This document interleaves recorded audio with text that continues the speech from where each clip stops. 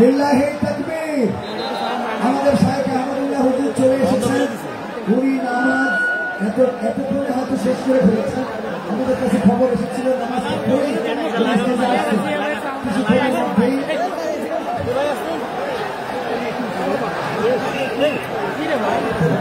আমরা এখনই আমাদের সুপ্রিয় সুধী মণ্ডলী,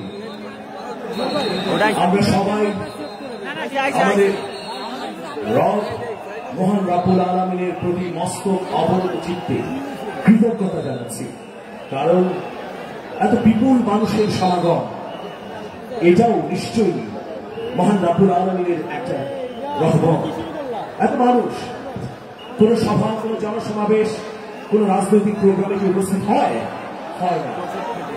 কোরআন শোনার জন্য, কোরআনকে ধারণ করার জন্য, কোরআন দিয়ে সমাজ করার জন্য এই যে বিপুল মানুষের আকুতি, এই যে বিপুল মানুষের আগ্রহ, এটা নিশ্চয়ই আমাদের জন্য পরম পাওয়া। আমাদের মহান প্রভু রাব্বুল আলামিন আমাদের সৌভাগ্য দান করেছেন যে আমরা এইরকম একটা বড় অনুষ্ঠানে উপস্থিত হতে পেরেছি। এই জন্য রাব্বুল আলামিনের দরবারে মস্তক অবনত চিত্তে কৃতজ্ঞতা জানাচ্ছি। এবার একটি বিপ্লবী গান পরিবেশন করবে শিল্পী ইমতিয়াজ আহমেদ। আসসালামু আলাইকুম ওয়া রাহমাতুল্লাহ। আমি কিছু প্ল্যাকার্ড দেখছি। আমাদের হযরত মিজানুর রহমান আজহার একটা স্লোগান ছিল, হেরে যাবে ওদের হিংসা, পরের লাইনটি জিতে যাবে আমাদের।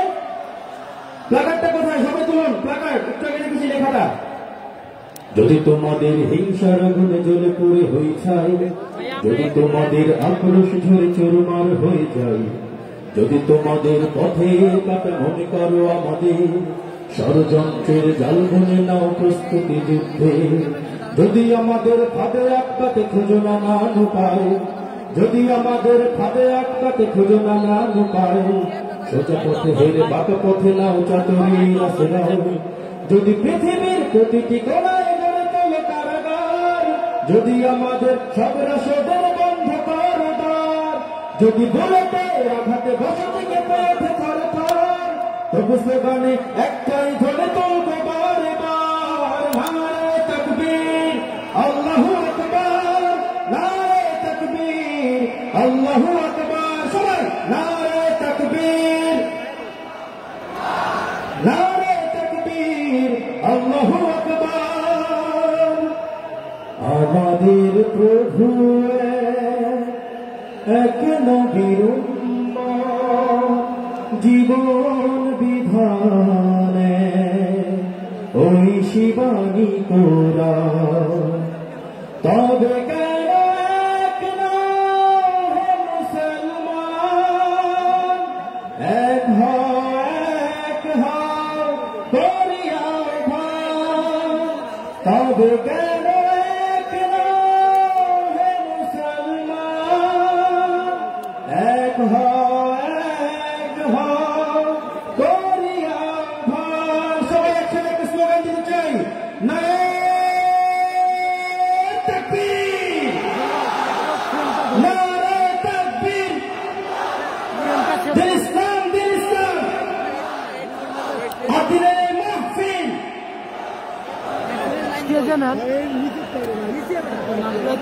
সবাই ভাইরা, একটি ছেলে হয়ে গেছে, নাম ফাহিম শালিখা মাগুরা। যদি আশেপাশে আপনাদের আয়াতে থাকে অবশ্যই পৌঁছে দেওয়ার চেষ্টা করবেন আমাদের কন্ট্রোল রুমে। মোহাম্মদ হামিদুল্লাহ পাওয়া গেছে, আব্দুল রশিদ সাতক্ষীরা ফট্টঘাটার, যার সাথে এসেছে সম্পর্কে মামা রিফাত আমাদের কন্ট্রোল রুমে আছে। আপনারা সঙ্গে তাকে সেখান থেকে নিয়ে নিতে পারেন। সম্মানিত তাওহীদি জনতা, আমাদের লোকের এত চাপ যে আমাদের লোহার গেট ভেঙে যাওয়ার অবস্থা। দয়া করে আপনারা আর আমাদের এই গেট দিয়ে না ঢুকে আমাদের মাঠের দক্ষিণ দিকে প্রচুর পরিমাণে ফাঁকা আছে। ভাদুরিয়া হয়ে আপনারা দক্ষিণ পাশে আসতে পারেন, যেখানে এখনো 2 লাখ লোকেরও বেশি জায়গা দেওয়া সম্ভব। আপনারা এই পাশ দিয়ে চাপ দিবেন না, এবং স্বেচ্ছাসেবকদেরকে বলবো দয়া করে আপনারা তাদেরকে দিক নির্দেশনা দেন, তারা যেন ভাদুরিয়ার ওই রাস্তা দিয়ে প্রবেশ করে তারা আমাদের মাঠের দক্ষিণ দিকে চলে আসে। সংগ্রামী তাওহীদি জনতা, আজকের এই জনস্রোত প্রমাণ করে নেয় বাংলাদেশে ইসলামী গণজোয়ার সৃষ্টি হয়েছে। যে বাতিলেরা বাংলাদেশ থেকে ইসলামের বাতিকে নিভিয়ে দিতে চেয়েছিল, আল্লাহ রাব্বুল আলামিন তার বাণীকে সত্য প্রমাণিত করেছেন। আল্লাহ বলেছিলেন, ইউরিদুনা লিইউতফিউ নূরাল্লাহি বিআফওয়াহিহিম আল্লাহু মুতিম্মু নূরিহি ওয়ালাউ কারিহাল কাফিরুন। ওরা চায় ওদের মুখের ফুৎকার দিয়ে ইসলামের আলোকে নির্বাপিত করে দেবে, কিন্তু আমি আল্লাহ রাব্বুল আলামিন চাই আমার দ্বীনের আলোকে প্রজ্বলিত করে রাখবো, তাতে যতই তাদের কলিজায় জ্বালা পোড়া হোক না কেন। কথাটা কার? আল্লাহ রাব্বুল আলামিন সেই কথার বাস্তবায়ন ঘটিয়েছেন, বলেন ঠিক কিনা? যেই যশোরে শুরু নয়, বাংলাদেশে তাফসীরুল কোরআন মাহফিল করার জন্য প্রশাসনের অনুমতি রাখত, সেই মাহফিলে প্রশাসন অনুমতি শুরু নয়, প্রোটেকশন দিয়ে মাহফিল বাস্তবায়ন করে প্রমাণ করে দিয়েছেন আল্লাহর কথা সত্য প্রমাণিত হয়েছে। আজ হোক কাল হোক, এই বাংলার জমিনে কালেমার পতাকা বরবাদ করে উঠবে, বাংলার জমিনে কোরআনের আইন কায়েম হবে এবং বাংলাদেশের তাওহীদি জনতা সেই আইন বাস্তবায়ন করার জন্য যদি রক্ত লাগে রক্ত দিবে, যদি জীবন লাগে জীবন দিবে। 1952 যেমন বুকের তাজা রক্ত ঢেলে দিয়ে প্রমাণ করেছিলাম আমরা রক্ত দিতে জানি, শহীদ হতে জানি, কিন্তু মায়ের ভাষার অধিকার ছেড়ে দিতে জানি না। 1971 আমরা রক্ত দিয়ে প্রমাণ করেছিলাম, ওগো পাকিস্তানি হানাদাররা, তোমরা জেনে নাও বীর বাঙালি সম্বন্ধে, আমরা শাহজাহানের সন্তান, আমরা তিতুমিরের সন্তান, আমরা সিরাজউদ্দৌলার সন্তান, আমরা মাথা নত করি না, আমরা শির দিতে জানি, আমরা রক্ত দিতে জানি, কিন্তু আমাদের শির বাতিলের কাছে নত করতে জানি না।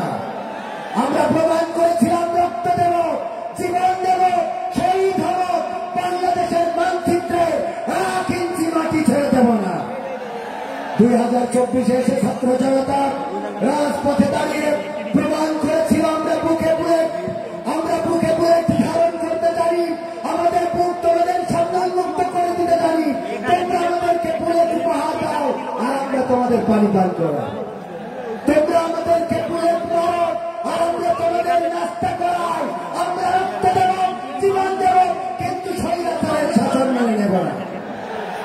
আগামী দিন যদি ইসলামী আন্দোলনের জন্য ডাক আসে, কোরআন কায়েমের জন্য যদি ডাক আসে, দিন প্রতিষ্ঠার জন্য যদি ডাক আসে, কাপড়ের কাপড় যদি মাথায় বাঁধতে হয় মাথায় বাঁধবো, বুকে কোরআন নিয়ে রাজপথে থেকে রক্ত যদি দিতে হয় রক্ত দেব, শহীদ হব, রক্তের সাগরে সাঁতার কেটে কেটে রক্তাক্ত বিপ্লবী কালেমার পতাকা বাংলায় উড়াতে রাজি কারা কারা দেখতে চায়।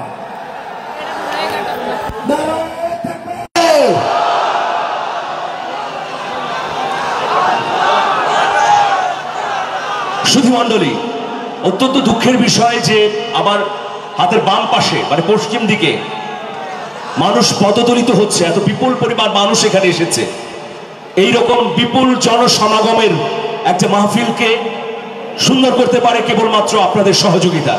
আপনাদের কাছে অনুরোধ, প্লিজ আপনারা শৃঙ্খলা বজায় রাখুন, এক ভাই আরেক ভাইকে সহযোগিতা করুন, নইলে এই মাহফিল আমরা চালিয়ে নিতে পারবো না।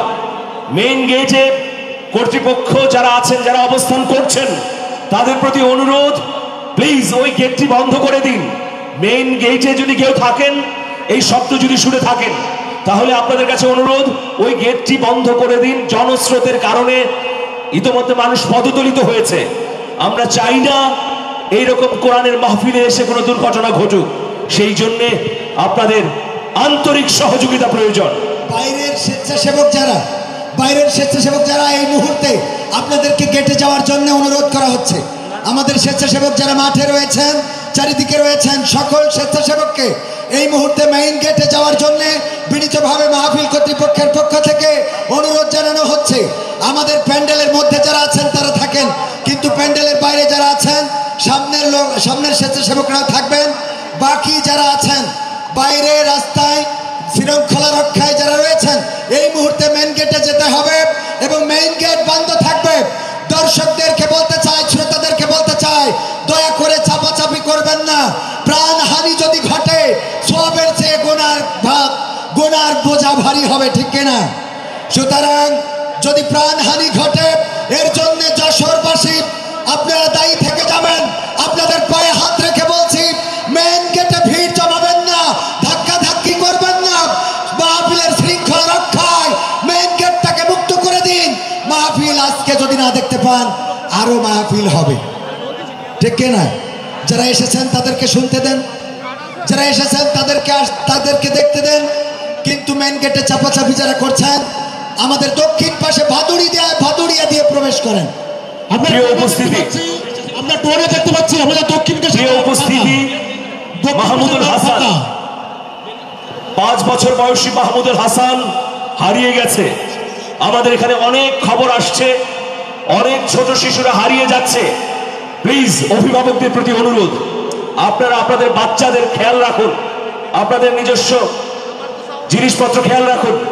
মানিব্যাগ থেকে শুরু করে আপনাদের নিরাপত্তার দায়িত্ব কিন্তু আপনাদের। প্লিজ আপনারা খেয়াল করুন, আপনাদের নিজেদের নিরাপত্তা নিজেরা বজায় রাখুন। সুপ্রিয় সুধী মণ্ডলী, যারা এখানে উপস্থিত হয়েছেন, জানেন যে এই ঐতিহাসিক মাহফিলটি আয়োজন করেছে আদ্দিন ফাউন্ডেশন। আদ্দিন ফাউন্ডেশনের সম্মানিত নির্বাহী পরিচালক, সমাজসেবক, আমাদের বাতিঘর শেখ মহিউদ্দিন, তিনি অক্লান্ত পরিশ্রম করে আমাদের সবার প্রচেষ্টায় এই মাহফিলকে বাস্তবায়ন করেছেন। আদ্দিন সকিনা মেডিকেল কলেজ হাসপাতাল, ফুলেরহাট, যশোর। আপনাদের এই পাশে এই আদ্দিন সকিনা মেডিকেল কলেজ হাসপাতাল, এই হাসপাতালে 35 ছাড়ে চিকিৎসা সেবা চলছে।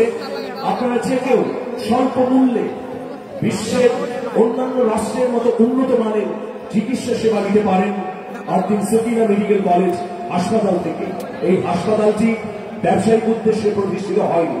এই হাসপাতালটি মানব কল্যাণে, মানুষের প্রয়োজনে গড়ে তুলেছেন ডাক্তার শেখ মহিউদ্দিন স্যার। এই জন্যে আপনারা যারা উপস্থিত হয়েছেন, কোরআনের বাণী শোনার জন্য এসেছেন, তাফসীর শোনার জন্য এসেছেন, এর পাশাপাশি আপনাদেরকে অবহিত করতে চাই যে চিকিৎসা সেবায় যারা ধুকে ধুকে দিন অতিবাহিত করছেন, তারা আদ্দিন সকিনা মেডিকেল কলেজে এসে মেডিকেল কলেজ হাসপাতালের সেবা নিয়ে আল্লাহর রহমতে আরোগ্য লাভ করতে পারে। মাহমুদুল হাসান 5 বছর বয়সী, তার বাবা নাভারণের আকিজ কলেজে চাকরি করেন। মাহমুদুল হাসান, তার বয়স 5, হারিয়ে গেছে। যদি পেয়ে যান তাহলে কন্ট্রোল রুমে এসে যোগাযোগ করার জন্য অনুরোধ করছি। কিছুক্ষণের মধ্যেই আমরা মূল পর্বে প্রবেশ করব। আরেকটি হারানো বিজ্ঞপ্তি, ইসরায়েল, বয়স 13, রামনগর, যশোর। 13 বছর বয়সী ইসরায়েল নামে একটা বালক হারিয়ে গেছে। তাকে যদি আপনারা পেয়ে থাকেন, আপনাদের আশেপাশে যদি কোনো বাচ্চারা থাকে, তাহলে আপনারা তাদের খোঁজ দিন এবং আমাদের কন্ট্রোল রুমে পাঠিয়ে দিন। ইসরায়েল তার নাম এবং তার ভাইয়ের নাম হচ্ছে ইব্রাহিম। সম্মানিত ভাইরা, আকিজ ফাউন্ডেশনের মাহফিল হতো আগে কোথায় মনে আছে? বেজরডাঙ্গা। সেই মাহফিলে অঙ্গাঙ্গি ভাবে জড়িত থাকতেন খুলনার ফুলতলার মানবতার ডাক্তার বলে খ্যাত আমাদের ডাক্তার মিজানুর রহমান এসেছেন। আপনাদেরকে একটু সালাম দেবেন। প্রিয় খুলনাবাসী সহ খুলনা বিভাগের সকল জেলার আজকে যারা মাহফিল শুনতে আসছেন, তাদের সকলকে খুলনা মেডিকেল কলেজের সকলের সহকারী পরিচালক ডাক্তার মিজানুর রহমানের পক্ষ থেকে শুভেচ্ছা ও সালাম। আসসালামু আলাইকুম ওয়া রাহমাতুল্লাহি ওয়া বারাকাতুহু। আল্লামা ইকবাল তার একটি কবিতায় বলেছেন, খুদি কো কর বুলন্দ ইতিনা কে है तकदीर से पहले खुद खुदा बंद से पूछे, खुद खुदा बंद से पूछे, तेरी मेहरबानी ने जकिया है खुदी को कर बुलंद इतना के है तकदीर से पहले, खुद खुदा बंद से पूछे, खुद खुदा बंद से पूछे, तेरी मेहरबानी ने जकिया है खुदी को कर बुलंद इतना तकदीर से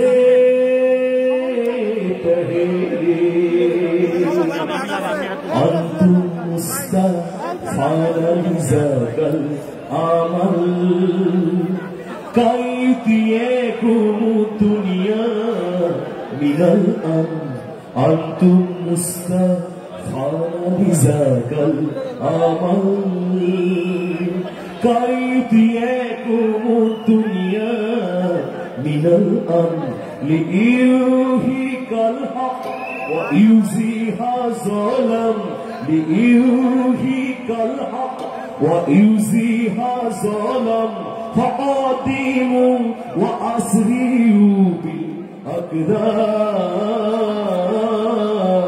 بالأقدام يا إخوان يا إخوان يا إخوان يا إخوان هيو هيو يا مجاهدين الإسلام هيو هيو يا مجاهدين الإسلام هيو هيو يا مجاهدين الإسلام هيو هيو يا مجاهدين الإسلام لله التكبير الله أكبر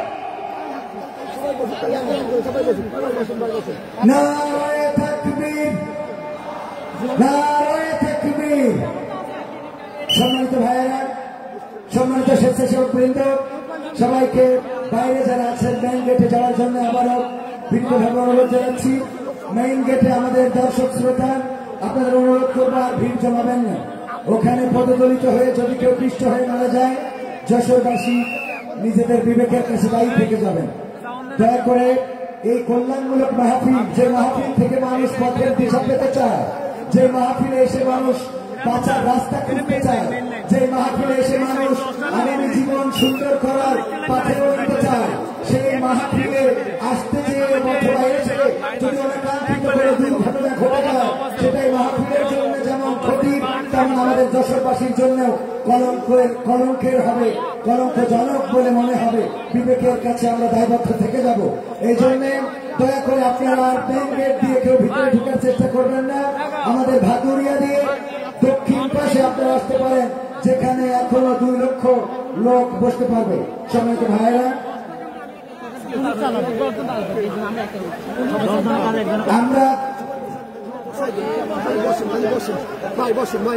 আমরা আমাদের মোহতারাম শাহেখ আহমদুল্লাহ এখনই আসছেন।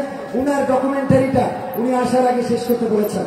সো আমাদের মিডিয়া কন্ট্রোলার যারা আছে তাদেরকে বলবো ডকুমেন্টারি এবং গানটা এই মুহূর্তে মনিটরে প্লে করার জন্য। উনি রওনা দিয়েছেন, উনি আসার আগে যেন এটা শেষ হয়ে যায় সেটা উনি দাবি জানিয়েছেন।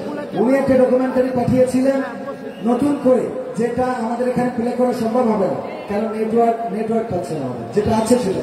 জি, সুপ্রিয় সুধী মণ্ডলী, আপনারা জানেন বাংলাদেশে ইসলামিক বুদ্ধিবৃত্তিক আন্দোলনে অন্যতম অগ্রপথিক শায়ক আহমদুল্লাহ। তিনি ইসলামের নানা অনুষঙ্গকে সহজভাবে সামাজিক যোগাযোগ মাধ্যমে তুলে ধরেন।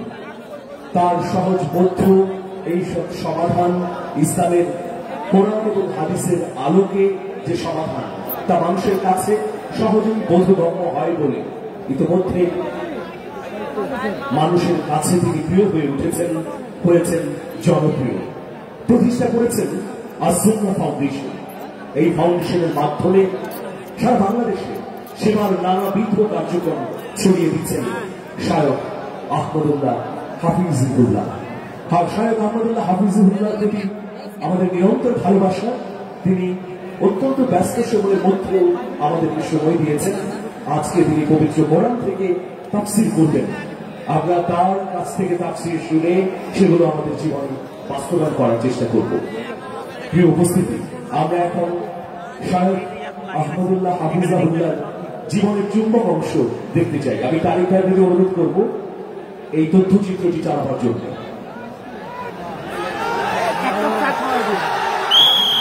যিনি শায়ক আহমদুল্লাহ নামে অধিক পরিচিত, একজন বাংলাদেশী প্রখ্যাত ইসলামিক ব্যক্তিত্ব, আলোচক এবং সক্রিয় সামাজিক কর্মী।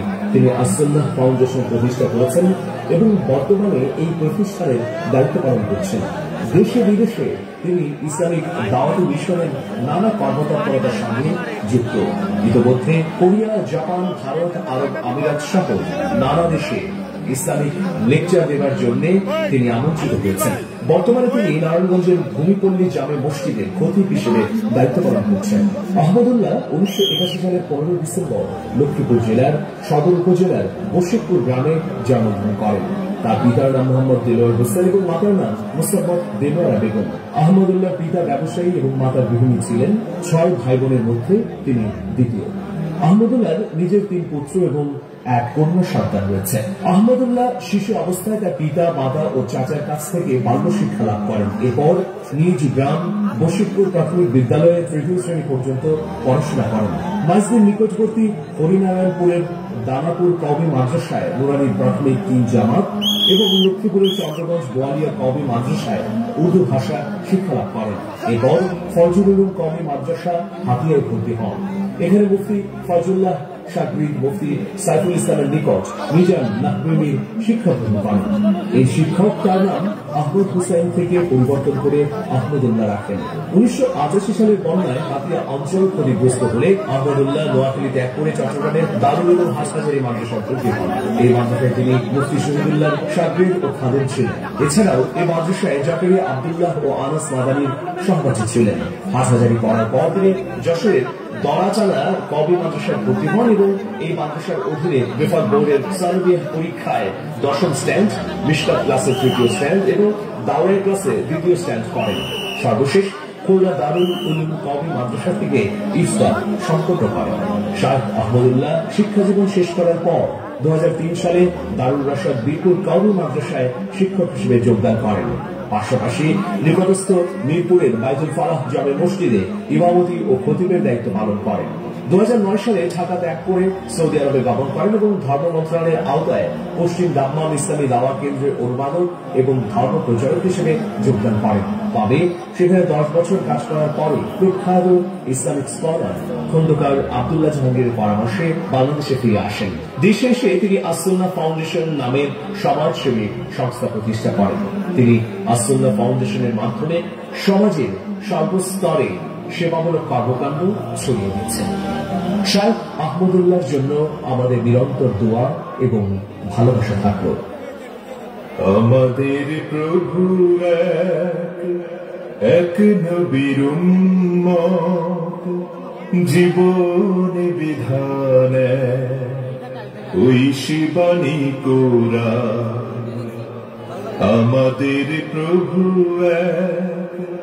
এক নবীর উম্মত, জীবন বিধান ওই শিবানী কোরআন। তবে কেন এক হে মুসলমান, এক হও এক হও করিয়াও ভাব। তবে কেন এক হে মুসলমান, এক হও এক হও করিয়াও ভাব। বাইতুল্লাহ মদিনা শরীফ উহুদ পাহাড় বদরের মাঠ।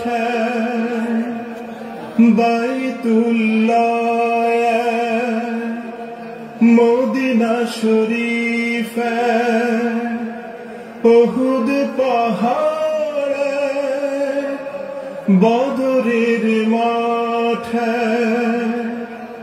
একটা তো জীবনার মরণ তো একবার, একটা তো জীবনার মরণ তো একবার।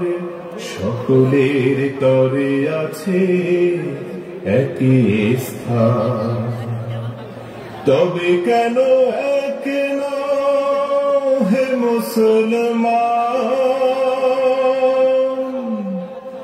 এক হও এক হও করিয়াও ভাব। তবে কেন এক না হে মুসলমান, এক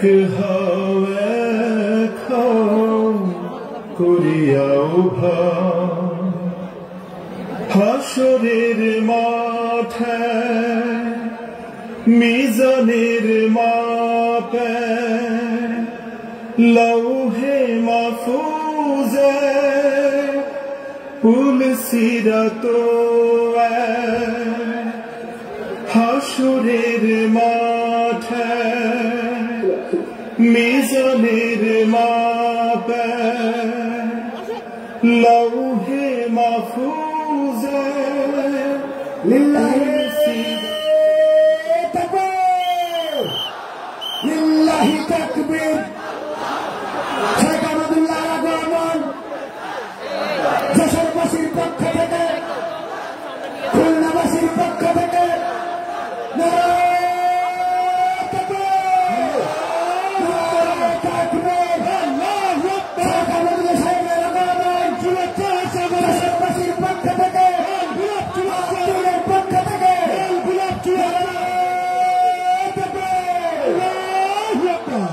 আমাদের আজকের সম্মানিত মেহমান, যে দুজন সম্মানিত মেহমানের জন্য আমরা অধীর আগ্রহে সকাল থেকে এই মাঠে কুয়াশায় ভিজে রোদের তাপের মধ্যে অপেক্ষা করছি।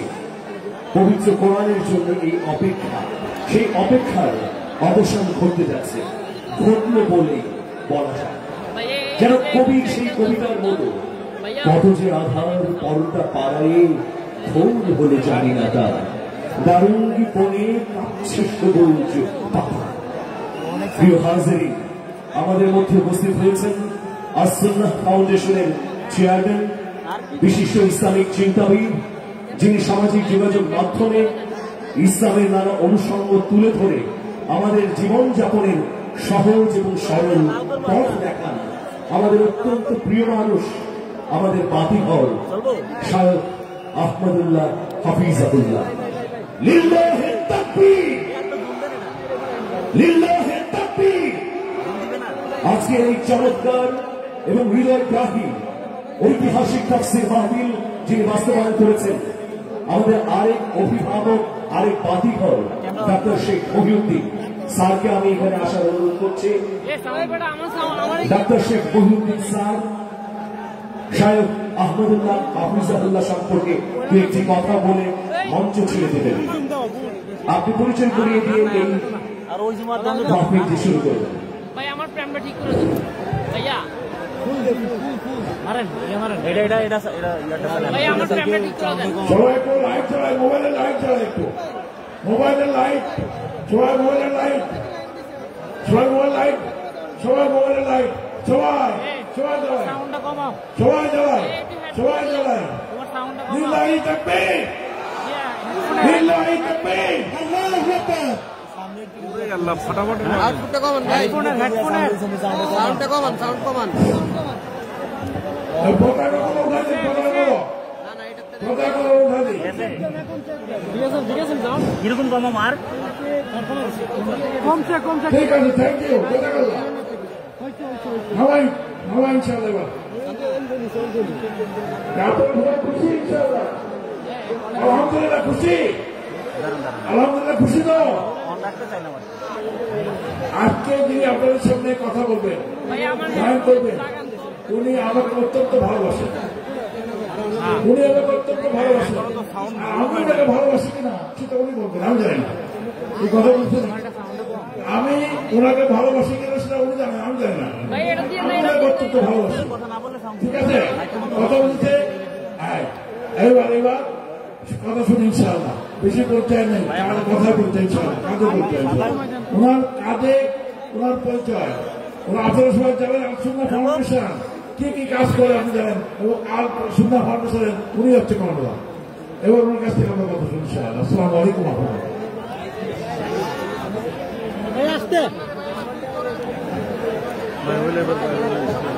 শায়খ আহমদুল্লাহ হাফিজাহুল্লাহ তিনি তার বয়ান শুরু করবেন। তার আগে শায়েখের আহ্বানে তেলাওয়াত করবেন, পবিত্র কোরআন থেকে তেলাওয়াত করবেন আর দিন জামে মসজিদের সম্মানিত পেশ ইমাম হাফিজ সাইদুল ইসলাম। আমারটা চালাইতেছি না, রেকর্ড অফ করে দেন, পিছন থেকে চিল্লাচিল্লি করতে দেখেন না। আসসালামু আলাইকুম ওয়া রাহমাতুল্লাহি ওয়া বারাকাতুহু। তেলাওয়াত করবেন।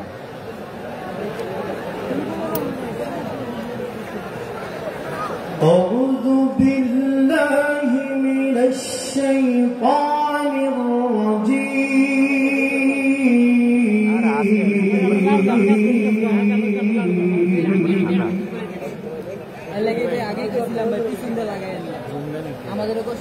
بسم الله الرحمن الرحيم.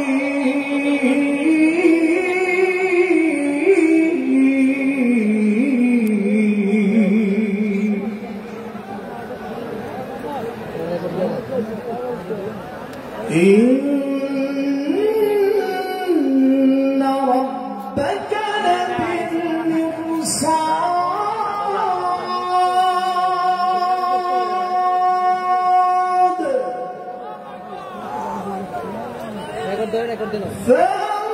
فأما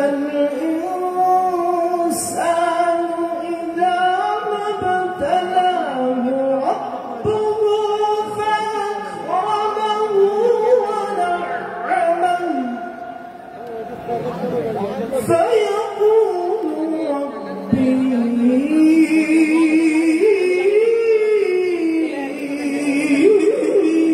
أكرمن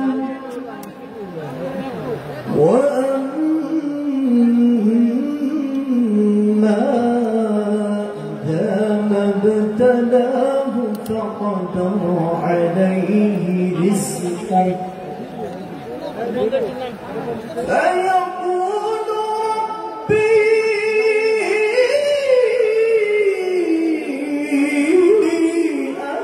أهانن كلا بل لا تكرمون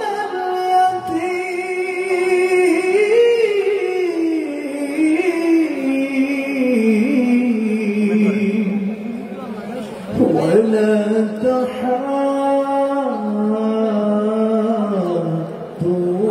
على طعام المسكين وتأكلون التراث أكلا لما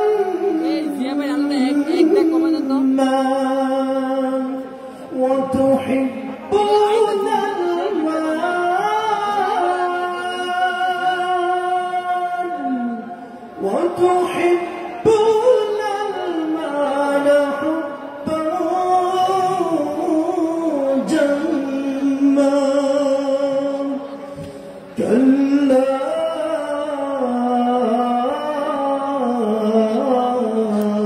إذا دكت الأرض دكا دكا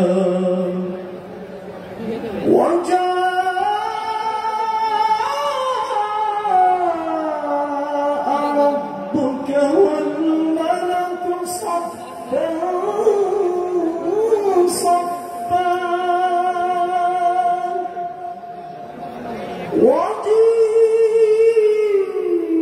وجيء يومئذ بجهنم وجيء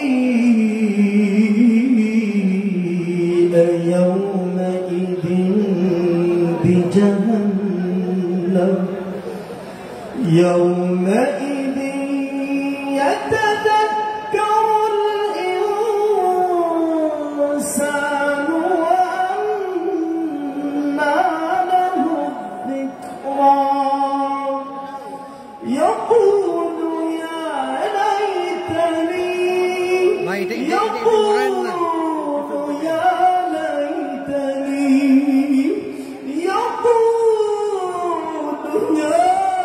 ليتني قدمت لحياتي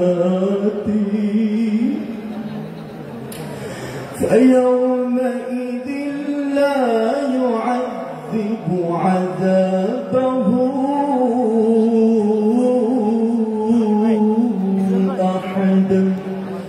ولا يوثق وثاقه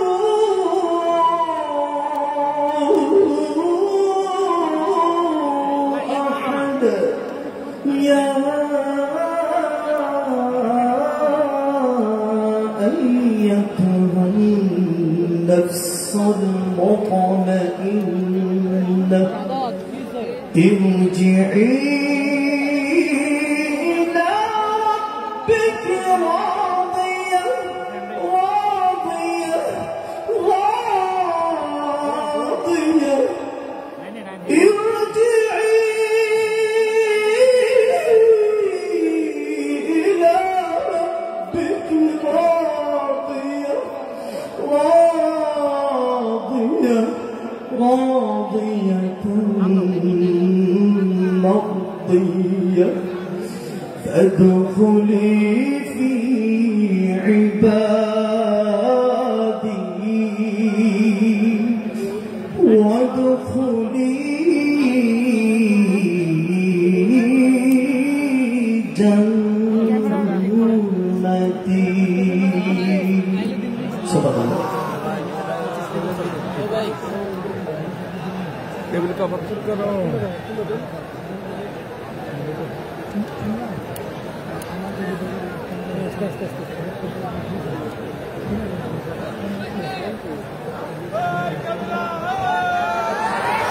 शुक्रिया हाजिर लिल्लाहि तकबीर लिल्लाहि तकबीर लिल्लाहि तकबीर। এবার সেই কাঙ্ক্ষিত মুহূর্ত পবিত্র কালামে হাকিম থেকে তাফসীর পেশ করবেন। এখন পবিত্র কালামে হাকিম থেকে তাফসীর পেশ করছেন। এদিকে বিশৃঙ্খল পরিস্থিতি কেন করছেন? এদিকে কি হয়েছে? আপনারা কি মাহফিল সুন্দরভাবে চলতে চান না? এটা তো এক ধরনের ধৃষ্টতা ভাই। এখানে আপনারা পানি বোতল ছুঁড়ে মারছেন। ইসলামী মাহফিলে এসেছেন, শৃঙ্খলা রক্ষা করতে হবে, শান্তি বজায় রাখতে হবে, অপর ভাইকে সহযোগিতা করতে হবে। এই ধৃষ্টতাপূর্ণ কাজ কে করেছেন? স্বেচ্ছাসেবকরা এখনই যান এবং এটা নিয়ন্ত্রণ করুন। সুপ্রিয় হাজির, এখন পবিত্র কোরআন থেকে তাফসীর করবেন। আজকের এই মাহফিলের অন্যতম আকর্ষণ আমাদের প্রিয় ইসলামিক স্কলার আস-সুন্নাহ ফাউন্ডেশনের সম্মানিত চেয়ারম্যান শায়খ আহমদুল্লাহ হাফিজাহুল্লাহ।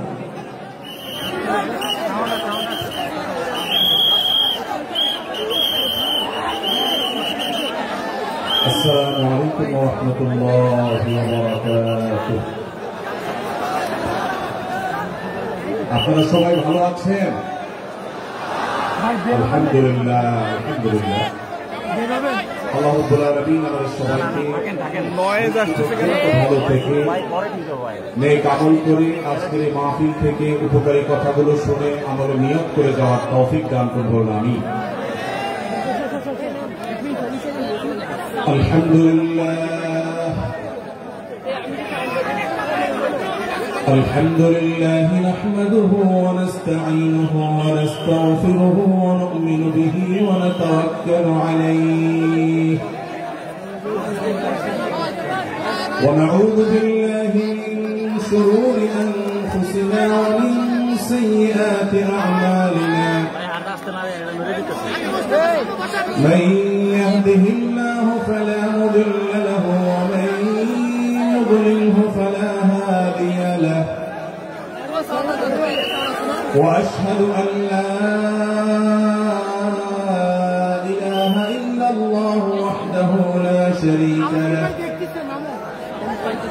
وأشهد أن محمدا عبده ورسوله أرسله بالحق بشيرا ونذيرا وداعيا إلى الله بإذنه وسراجا منيرا أما بعد فقد قال الله تبارك وتعالى في كلامه المبين وفرقانه الحميد أعوذ بالله من الشيطان الرجيم بسم الله الرحمن الرحيم يا أيها أيها الذين آمنوا لا يسخر قوم من قوم عسى أن يكونوا خيرا منهم ولا نساء من نساء عسى أن يكن خيرا منهم ولا تلمزوا أنفسكم ولا تنابزوا بالألقاب بئس الإثم الفسوق بعد الإيمان ومن لم يتب فأولئك هم الظالمون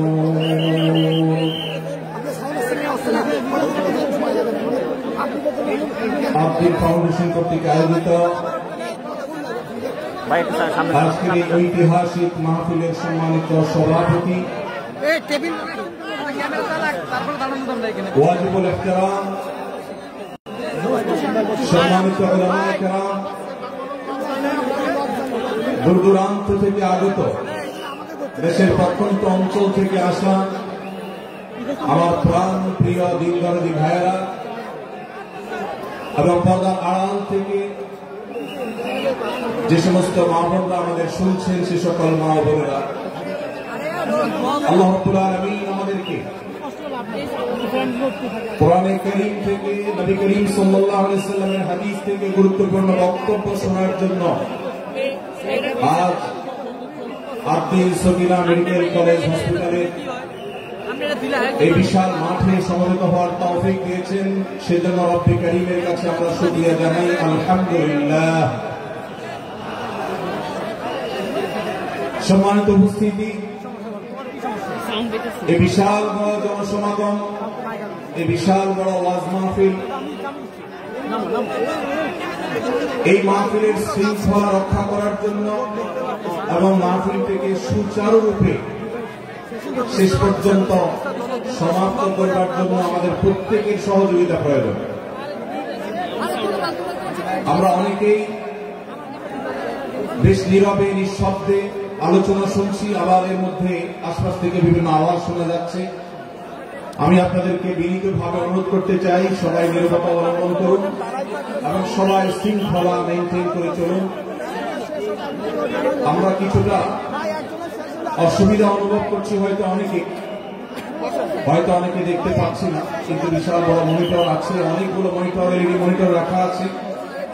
অতএব আমরা যদি একটু ধৈর্য ধারণ করি, মনোযোগ দিয়ে কথা শুনি, তাহলে সেটা আমাদের উপকারে আসবে ইনশাআল্লাহ। আজকের এই মাহফিলে আসার আমাদের যে মূল উদ্দেশ্য, কোরআন এবং হাদিস থেকে আলো গ্রহণ করা, আমাদের জীবনকে কোরআনের আলোতে আলোকিত করা, আল্লাহ এবং তার রাসূল সাল্লাল্লাহু আলাইহি ওয়াসাল্লামের আদর্শে আমাদেরকে আদর্শবান হিসেবে গড়ে তোলা। আমরা সে আদর্শের সঠিক শিক্ষা গ্রহণ করবার প্রয়োজনে প্রত্যেকে ধৈর্য ধারণ করি, সবর করি এবং যে সমস্ত অসুবিধাগুলো আমাদের হচ্ছে, অনেকে দেখতে পাচ্ছেন না, সে অসুবিধাগুলো আজকের এই মাহফিলটি, এই মাহফিল প্রথম মাহফিল। ইনশাআল্লাহ কর্তৃপক্ষ পরবর্তীতে এই মাহফিল যখন আয়োজন করবে, আমরা আশা করব তারা এবারের ভুলগুলো শুধরে নিয়ে পরবর্তীতে দর্শকদের কোনো অসুবিধা যেন না হয়, সেই দিকটি তারা বিবেচনা করবেন। আমি আপনাদেরকে ধৈর্য ধারণ করার অনুরোধ করছি, আপনারা সবাই সবর করে, ধৈর্য ধারণ করে নীরবে নিঃশব্দে আলোচনা শুনুন। আল্লাহ আমাদের সবাইকে তৌফিক দান করুন। আমাদের আশেপাশে যারা কথা বলছেন, যারা শব্দ করছেন, সেই সমস্ত ভাইদেরকে আশপাশে ভাইরা অনুরোধ করে, অনুনয় বিনয় করে, শক্ত ভাষায় নয়, কোমলতার সাথে, বিনম্রতার সাথে অনুরোধ করে তাদেরকে আমরা করজোর করে, অনুরোধ করে, রিকোয়েস্ট করে তাদেরকে আমরা নীরব করি, নিঃশব্দ করি এবং নীরবে ওয়াজ এবং আলোচনা শোনার পরিবেশ যেন তারা করেন, সেজন্য তাদেরকে সহযোগিতা করি। মাশাআল্লাহ, অনেকখানি নিস্তব্ধ হয়েছে, বাকি যে আওয়াজ হচ্ছে সেটাও আমরা বন্ধ করার চেষ্টা করি। কোরআনের মজলিসে, কোরআনের আলোচনার মজলিসে যদি বিশৃঙ্খলা করা হয়, আলোচনা করা হয়, কথাবার্তা বলা হয়, অন্যকে শুনতে অসুবিধা সৃষ্টি করা হয়, তাহলে সেটা আলাদা একটা গুনাহের কাজ, যেটা ওয়াজের প্যান্ডেলে বসে এই গুনাহের কাজ কোন অবস্থাতে আমরা করতে পারি না। সেজন্য আমরা আশা করব শেষ পর্যন্ত ইনশাআল্লাহ আজকে এই 3 দিন ব্যাপী তাফসীর কোরআন মাহফিলের শেষ দিন, একবারে শেষ মুহূর্ত পর্যন্ত আমরা নীরব নিস্তব্ধ হয়ে আলোচনা শুনবো। সারা দেশে যত শত সহস্র মাহফিল হচ্ছে, আজকের এই মাহফিল নানা কারণে অনন্য এবং একটা বিশেষ দৃষ্টান্ত স্থাপন করেছে। আজকের এই মাহফিলের অন্যতম বৈশিষ্ট্য হল যে এই মাহফিলে গতানুগতিক মাহফিলগুলোর মতো গভীর রাত পর্যন্ত আলোচনা হয় না। এটি একটি ভালো দিক এবং একটি আদর্শ মাহফিলের অন্যতম পূর্ব শর্ত। গভীর রাত পর্যন্ত দূর দূরান্তে মাইক লাগিয়ে ওয়াজ মাহফিল আয়োজন করা কোন আদর্শ মাহফিলের চিত্র হতে পারে না। সেই বিচারে, সেই দৃষ্টিকোণ থেকে আব্দুল ফাউন্ডেশনের আজকের এই মাহফিলটি অত্যন্ত চমৎকার এবং অসাধারণ মাহফিল। কারণ এই মাহফিলের গত 2 দিনের খবর আমি নিয়েছি এবং আজকের দিন সম্পর্কে আমি জেনেছি যে গভীর রাত পর্যন্ত এবং দূর দূরান্ত পর্যন্ত মাইক লাগিয়ে মানুষকে ডিস্টার্ব করার মতো মাহফিল এখানে হচ্ছে না। এটি একটি ভালো দিক। দ্বিতীয়ত হলো ওয়াজ মাহফিল থেকে শুধুমাত্র ওয়াজ বা আলোচনা নয়, এখান থেকে দ্বীনি বই পুস্তক, কোরআন এবং হাদিসের আলোকে রচিত যে সমস্ত ধর্মীয় বই পুস্তক আমাদের প্রয়োজন হয়, সেই সমস্ত বইয়ের প্রয়োজন মেটাবার জন্য আপনারা জানেন এখানে 20-25টি বুক স্টলের ব্যবস্থা করা হয়েছে। বিশাল বড় বই মেলার আয়োজন করা হয়েছে। অর্থাৎ জ্ঞান বিতরণের 2টি মাধ্যম এখানে একসঙ্গে পাওয়া যাচ্ছে। আমরা কোরআন থেকে আলোচনা শুনছি, আবার কোরআন হাদিসের আলোকে রচিত বই পুস্তক আমরা সাথে নিয়ে যেতে পারছি। এটিও এই মাহফিলের একটি বিশেষ বৈশিষ্ট্য। তৃতীয়ত হলো আমাদের মা বোনদের প্রবেশ পথ, তাদের অবস্থান, এগুলোকে এতটাই স্বতন্ত্র করা হয়েছে, এতটাই এগুলোকে সেপারেট করা হয়েছে যে সেগুলো তাদের প্রাইভেসি, তাদের পর্দার যে বিধিবিধান, তাদের যে ব্যক্তিত্ব, তাদের যে অন্যান্য দিকগুলো আছে সেগুলোকে খুব ভালোভাবে মেনটেন করা হচ্ছে। এটিও একটি আদর্শ মাহফিলের গুরুত্বপূর্ণ দিক। আজকাল অনেক ওয়াজ মাহফিলে মা বোনদের জন্য ওয়াজ শোনার ব্যবস্থা রাখা হয়, কিন্তু সেই সমস্ত ওয়াজ মাহফিলে মা বোনদের পর্দা সুন্দরভাবে সুচারুরূপে তারা আসা এবং নিরাপত্তার সাথে আবার ফিরে যাওয়ার মতো পৃথক আসা যাওয়ার রাস্তা ইত্যাদির ব্যবস্থা করা হয় না, যা বহুবিধ ফিতনার কারণ হয়ে থাকে। আজকের মাহফিলটিতে সেই দৃষ্টিকোণ থেকে একটি অন্য দৃষ্টান্ত স্থাপিত হয়েছে যে মা বোনদের জন্য পৃথক ওয়াজ শোনার ব্যবস্থা এবং রাস্তাঘাট পৃথক, যাতে করে তারা তাদের সেই পর্দার বিধিবিধানগুলো মেনটেন করে চলতে পারে। এই জন্য আমি কর্তৃপক্ষকে বিশেষভাবে ধন্যবাদ দিতে চাই। সেই সাথে আজকের একটা মাহফিলের সম্পূর্ণ নতুন দিক যুক্ত হয়েছে, যেটা আপনারা দেখেছেন, তা হল প্রত্যেক আলোচক আলোচনা করার আগে তার বায়োগ্রাফি পেশ করা হচ্ছে, তার জীবন বৃত্তান্ত পেশ করা হচ্ছে এবং সংক্ষেপে তার সম্পর্কে ধারণা দেওয়া হচ্ছে। এটি একটা চমৎকার দিক এবং আমার জানা মতে বাংলাদেশের যে কোনো মাহফিলে এটি প্রথম দৃষ্টান্ত। সেই সাথে এই মাহফিলে আগত আমাদের সম্মানিত দর্শক শ্রোতা মন্ডলীর জন্য প্রাথমিক চিকিৎসা সম্পর্কে যেন তারা ধারণা নিতে পারেন সেজন্য অনেকগুলো বুথ করা হয়েছে। এই বুথগুলো থেকে একজন মানুষ তার প্রাথমিক স্বাস্থ্য, এটার পরীক্ষা নিরীক্ষা বা নিজের চিকিৎসা সম্পর্কে স্টেপ কিভাবে নেবেন সে সম্পর্কে আদ্দিন সকিনা মেডিকেল কলেজের তরফ থেকে একটি বিশেষ আয়োজন হলো যে বিশেষ ক্যাম্প এবং বুথ করে করে আমাদের দর্শক শ্রোতাকে এই দিক থেকে বিশেষ সার্ভিস দেওয়া হচ্ছে। পর্যাপ্ত টয়লেটের ব্যবস্থা করার কথা আমি শুনতে পেরেছি, জানতে পেরেছি এবং বক্তাদের, আলোচকদের বিভিন্ন উক্তি সম্বলিত ফেস্টুন আমি দেখেছি, যেটা অত্যন্ত নতুন একটা দিক। যদিও সেখানে বক্তাদের ছবি না থাকলে, প্রিন্টেড ছবি না থাকলে সেটা ভালো ছিল। আমি আশা করব কর্তৃপক্ষ সেটি পরবর্তীতে খেয়াল রাখবেন। সেই সাথে আমি একটি বিশেষ অনুরোধ তাদেরকে করেছি, তা হলো এই 3 দিন ব্যাপী তাফসীর কোরআন মাহফিলে আলোচকগণ কোরআন এবং হাদিস থেকে যে সমস্ত আলোচনা বক্তব্য পেশ করেছেন এবং করবেন, তার সবগুলো সামারি একটি স্মারক গ্রন্থ আকারে যদি প্রকাশ করা হয়, একটি স্মারক পুস্তিকা আকারে প্রকাশ করার পর যদি বিতরণ করা হয়, তাহলে মাহফিলটি হারিয়ে যাবে না, মাহফিলটি আমাদের ঘরে ঘরে থেকে যাবে, আমাদের জীবনকে আলোকিত করবে। আমি আশা করব ওয়াজ মাহফিল, যেটি এই দেশের সবচেয়ে প্রাচীনতম কালচারের অন্যতম, এদেশের সবচেয়ে শক্তিশালী সংস্কৃতির অন্যতম হলো ওয়াজ মাহফিল। এই ওয়াজ মাহফিলগুলো আদর্শ ওয়াজ মাহফিলে পরিণত হবে। এই ওয়াজ মাহফিলগুলো মানুষের বিরক্তির কারণ হবে না। শহর এলাকায় রাত বিরাতে গভীর রাত পর্যন্ত দূর দূরান্তে মাইক লাগিয়ে মানুষের দুর্ভোগ সৃষ্টির কারণ হবে না। উচ্চ শব্দ দিয়ে মানুষকে বিরক্ত করার কারণ হবে না মাহফিলগুলো। আমরা যদি আদর্শ ওয়াজ মাহফিলের দৃষ্টান্ত স্থাপন করতে পারি, তাহলে এই দেশ কোরআনের আলোয় আলোকিত হবে, হাদিসের আলোকে আলোকিত হবে, আমাদের ঘরগুলো আলোকিত হবে দ্বীনের নূর এবং আলো দ্বারা। আল্লাহ রাব্বুল আলামিন আমাদের সবাইকে কোরআন এবং হাদিসের আলো থেকে আলোকিত হওয়ার তৌফিক দান করুন। আজকের এই মাহফিলে আমরা যেরকম সবাই সমবেত হয়েছি, মাশাআল্লাহ চরম নীরব নিস্তব্ধ পরিবেশে সবাই পিনপতন নীরব হয়ে এই মুহূর্তে কথা শুনছি। আমি আশা করব শেষ মুহূর্ত পর্যন্ত আমরা এই অবস্থা বজায় রাখবো। আরশে আজিমের মালিকের কাছে ফরিয়াদ করি, হে আল্লাহ, হে আরশের মালিক, আপনি আমাদের সবাইকে এখানে যেরকম একত্রিত হওয়ার তৌফিক দিয়েছেন, জান্নাতুল ফেরদাউসের আঙিনায় প্রিয় হাবিব মুহাম্মদ মুস্তাফা সাল্লাল্লাহু আলাইহি সাল্লামের সাথে আমাদেরকে এরকম একত্র হওয়ার, সমবেত হওয়ার তৌফিক দান করুন, আমিন। সম্মানিত ভাইরা, আমি আপনাদের সম্মুখে কোরআনে কারীমের গুরুত্বপূর্ণ একটি সূরা, সূরা হুজুরাতের একটি আয়াত তেলাওয়াত করেছি। সূরা হুজুরাতের 7টি বিশেষ সামারি আপনাদের সামনে আমি তুলে ধরতে চাই। এই সূরা বিশেষ তাৎপর্য, এই সূরার যে বিশেষ বার্তা, আজ বাংলাদেশের যে সমাজ বাস্তবতা রয়েছে, সেই সমাজ বাস্তবতায় সূরাতুল হুজুরাত প্রতিটি ঘরে ঘরে প্রত্যেক মুসলমানকে বারবার পাঠ করা, পুনর্পাঠ করা প্রয়োজন।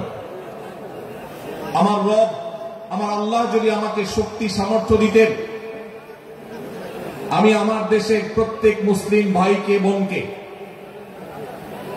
হাত জোড় করে, অনুরোধ করে, অনুনয় বিনয় করে সূরাতুল হুজুরাতের শুরু থেকে শেষ পর্যন্ত যে 18টি আয়াত রয়েছে, এই 18 আয়াতে ঐতিহাসিক যে 7টি বিশেষ বার্তা রয়েছে, সে বার্তাগুলো গ্রহণ করবার উদ্দেশ্যে বারবার অর্থ সহকারে সূরাতুল হুজুরাত বুঝে বুঝে পড়া, এর তাফসীর দেখা, এই সামারিকে বারবার জানার জন্য আমি অনুরোধ করতাম। আল্লাহ তাআলা আমাদের সবাইকে সূরাতুল হুজুরাত এর আলো দ্বারায় সবাইকে আলোকিত হওয়ার তৌফিক দান করুন।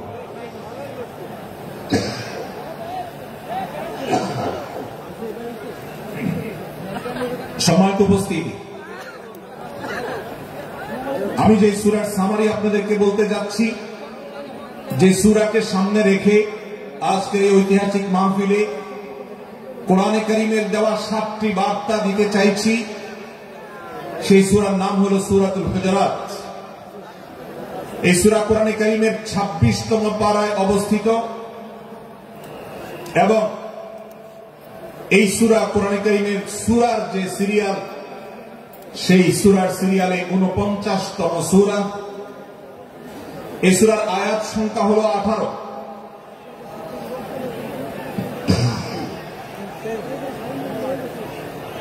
এই সূরা প্রথম থেকে 5ম আয়াত পর্যন্ত, প্রথম এই 5টি আয়াতে আল্লাহ রাব্বুল আলামিন তার প্রিয় নবী মুহাম্মদ মুস্তাফা সাল্লাল্লাহু আলাইহি ওয়াসাল্লাম, সবাই দরুদ পড়ি, সাল্লাল্লাহু আলাইহি ওয়াসাল্লাম, প্রিয় নবীজির নাম শুনলে দরুদ পাঠ করতে হয়, তার জন্য দোয়া করতে হয়। কারণ আল্লাহর হাবিব সাল্লাল্লাহু আলাইহি ওয়াসাল্লাম তার সমগ্র জীবনকে যে কষ্টের মধ্যে পার করেছেন, তার সমগ্র জীবনকে উৎসর্গ করেছেন, তা আপনার আমার হেদায়েতের জন্য, গোটা বিশ্ব মানবতার মুক্তির প্রয়োজনে, যিনি তার জীবনকে, যৌবনকে শেষ করে দিয়েছেন। তার সমগ্র জীবনে কখনো ভোগ, উপভোগ, এটিকে কখনো তিনি প্রশ্রয় দেননি, প্রাধান্য দেননি। দিনাতিপাত করেছেন অত্যন্ত কষ্টের সাথে, শত সহস্র বাধার সম্মুখীন হয়েছেন, শুধুমাত্র কিয়ামত পর্যন্ত আগত সকল মুসলিম নরনারীর কাছে যেন কোরআনের বার্তা পৌঁছে যায়, সবাই যেন হেদায়েত প্রাপ্ত হয়ে যায়, সবাই যেন মুক্তি প্রাপ্ত হয়ে যায়, সবাই যেন জান্নাতি হয়ে যায়, সবাই যেন জাহান্নাম থেকে মুক্তি লাভ করে, এই উদ্দেশ্যে তার সমগ্র জীবনকে তিনি উৎসর্গ করেছেন। আমাদের হেদায়েতের জন্য, আমাদের কল্যাণের পথে আহ্বানের জন্য, আমাদের জান্নাতে নেওয়ার জন্য, যার সমগ্র জীবনে কখনো ভোগ উপভোগকে প্রশ্রয় দেননি, কষ্টে নিপতিত হয়েছেন।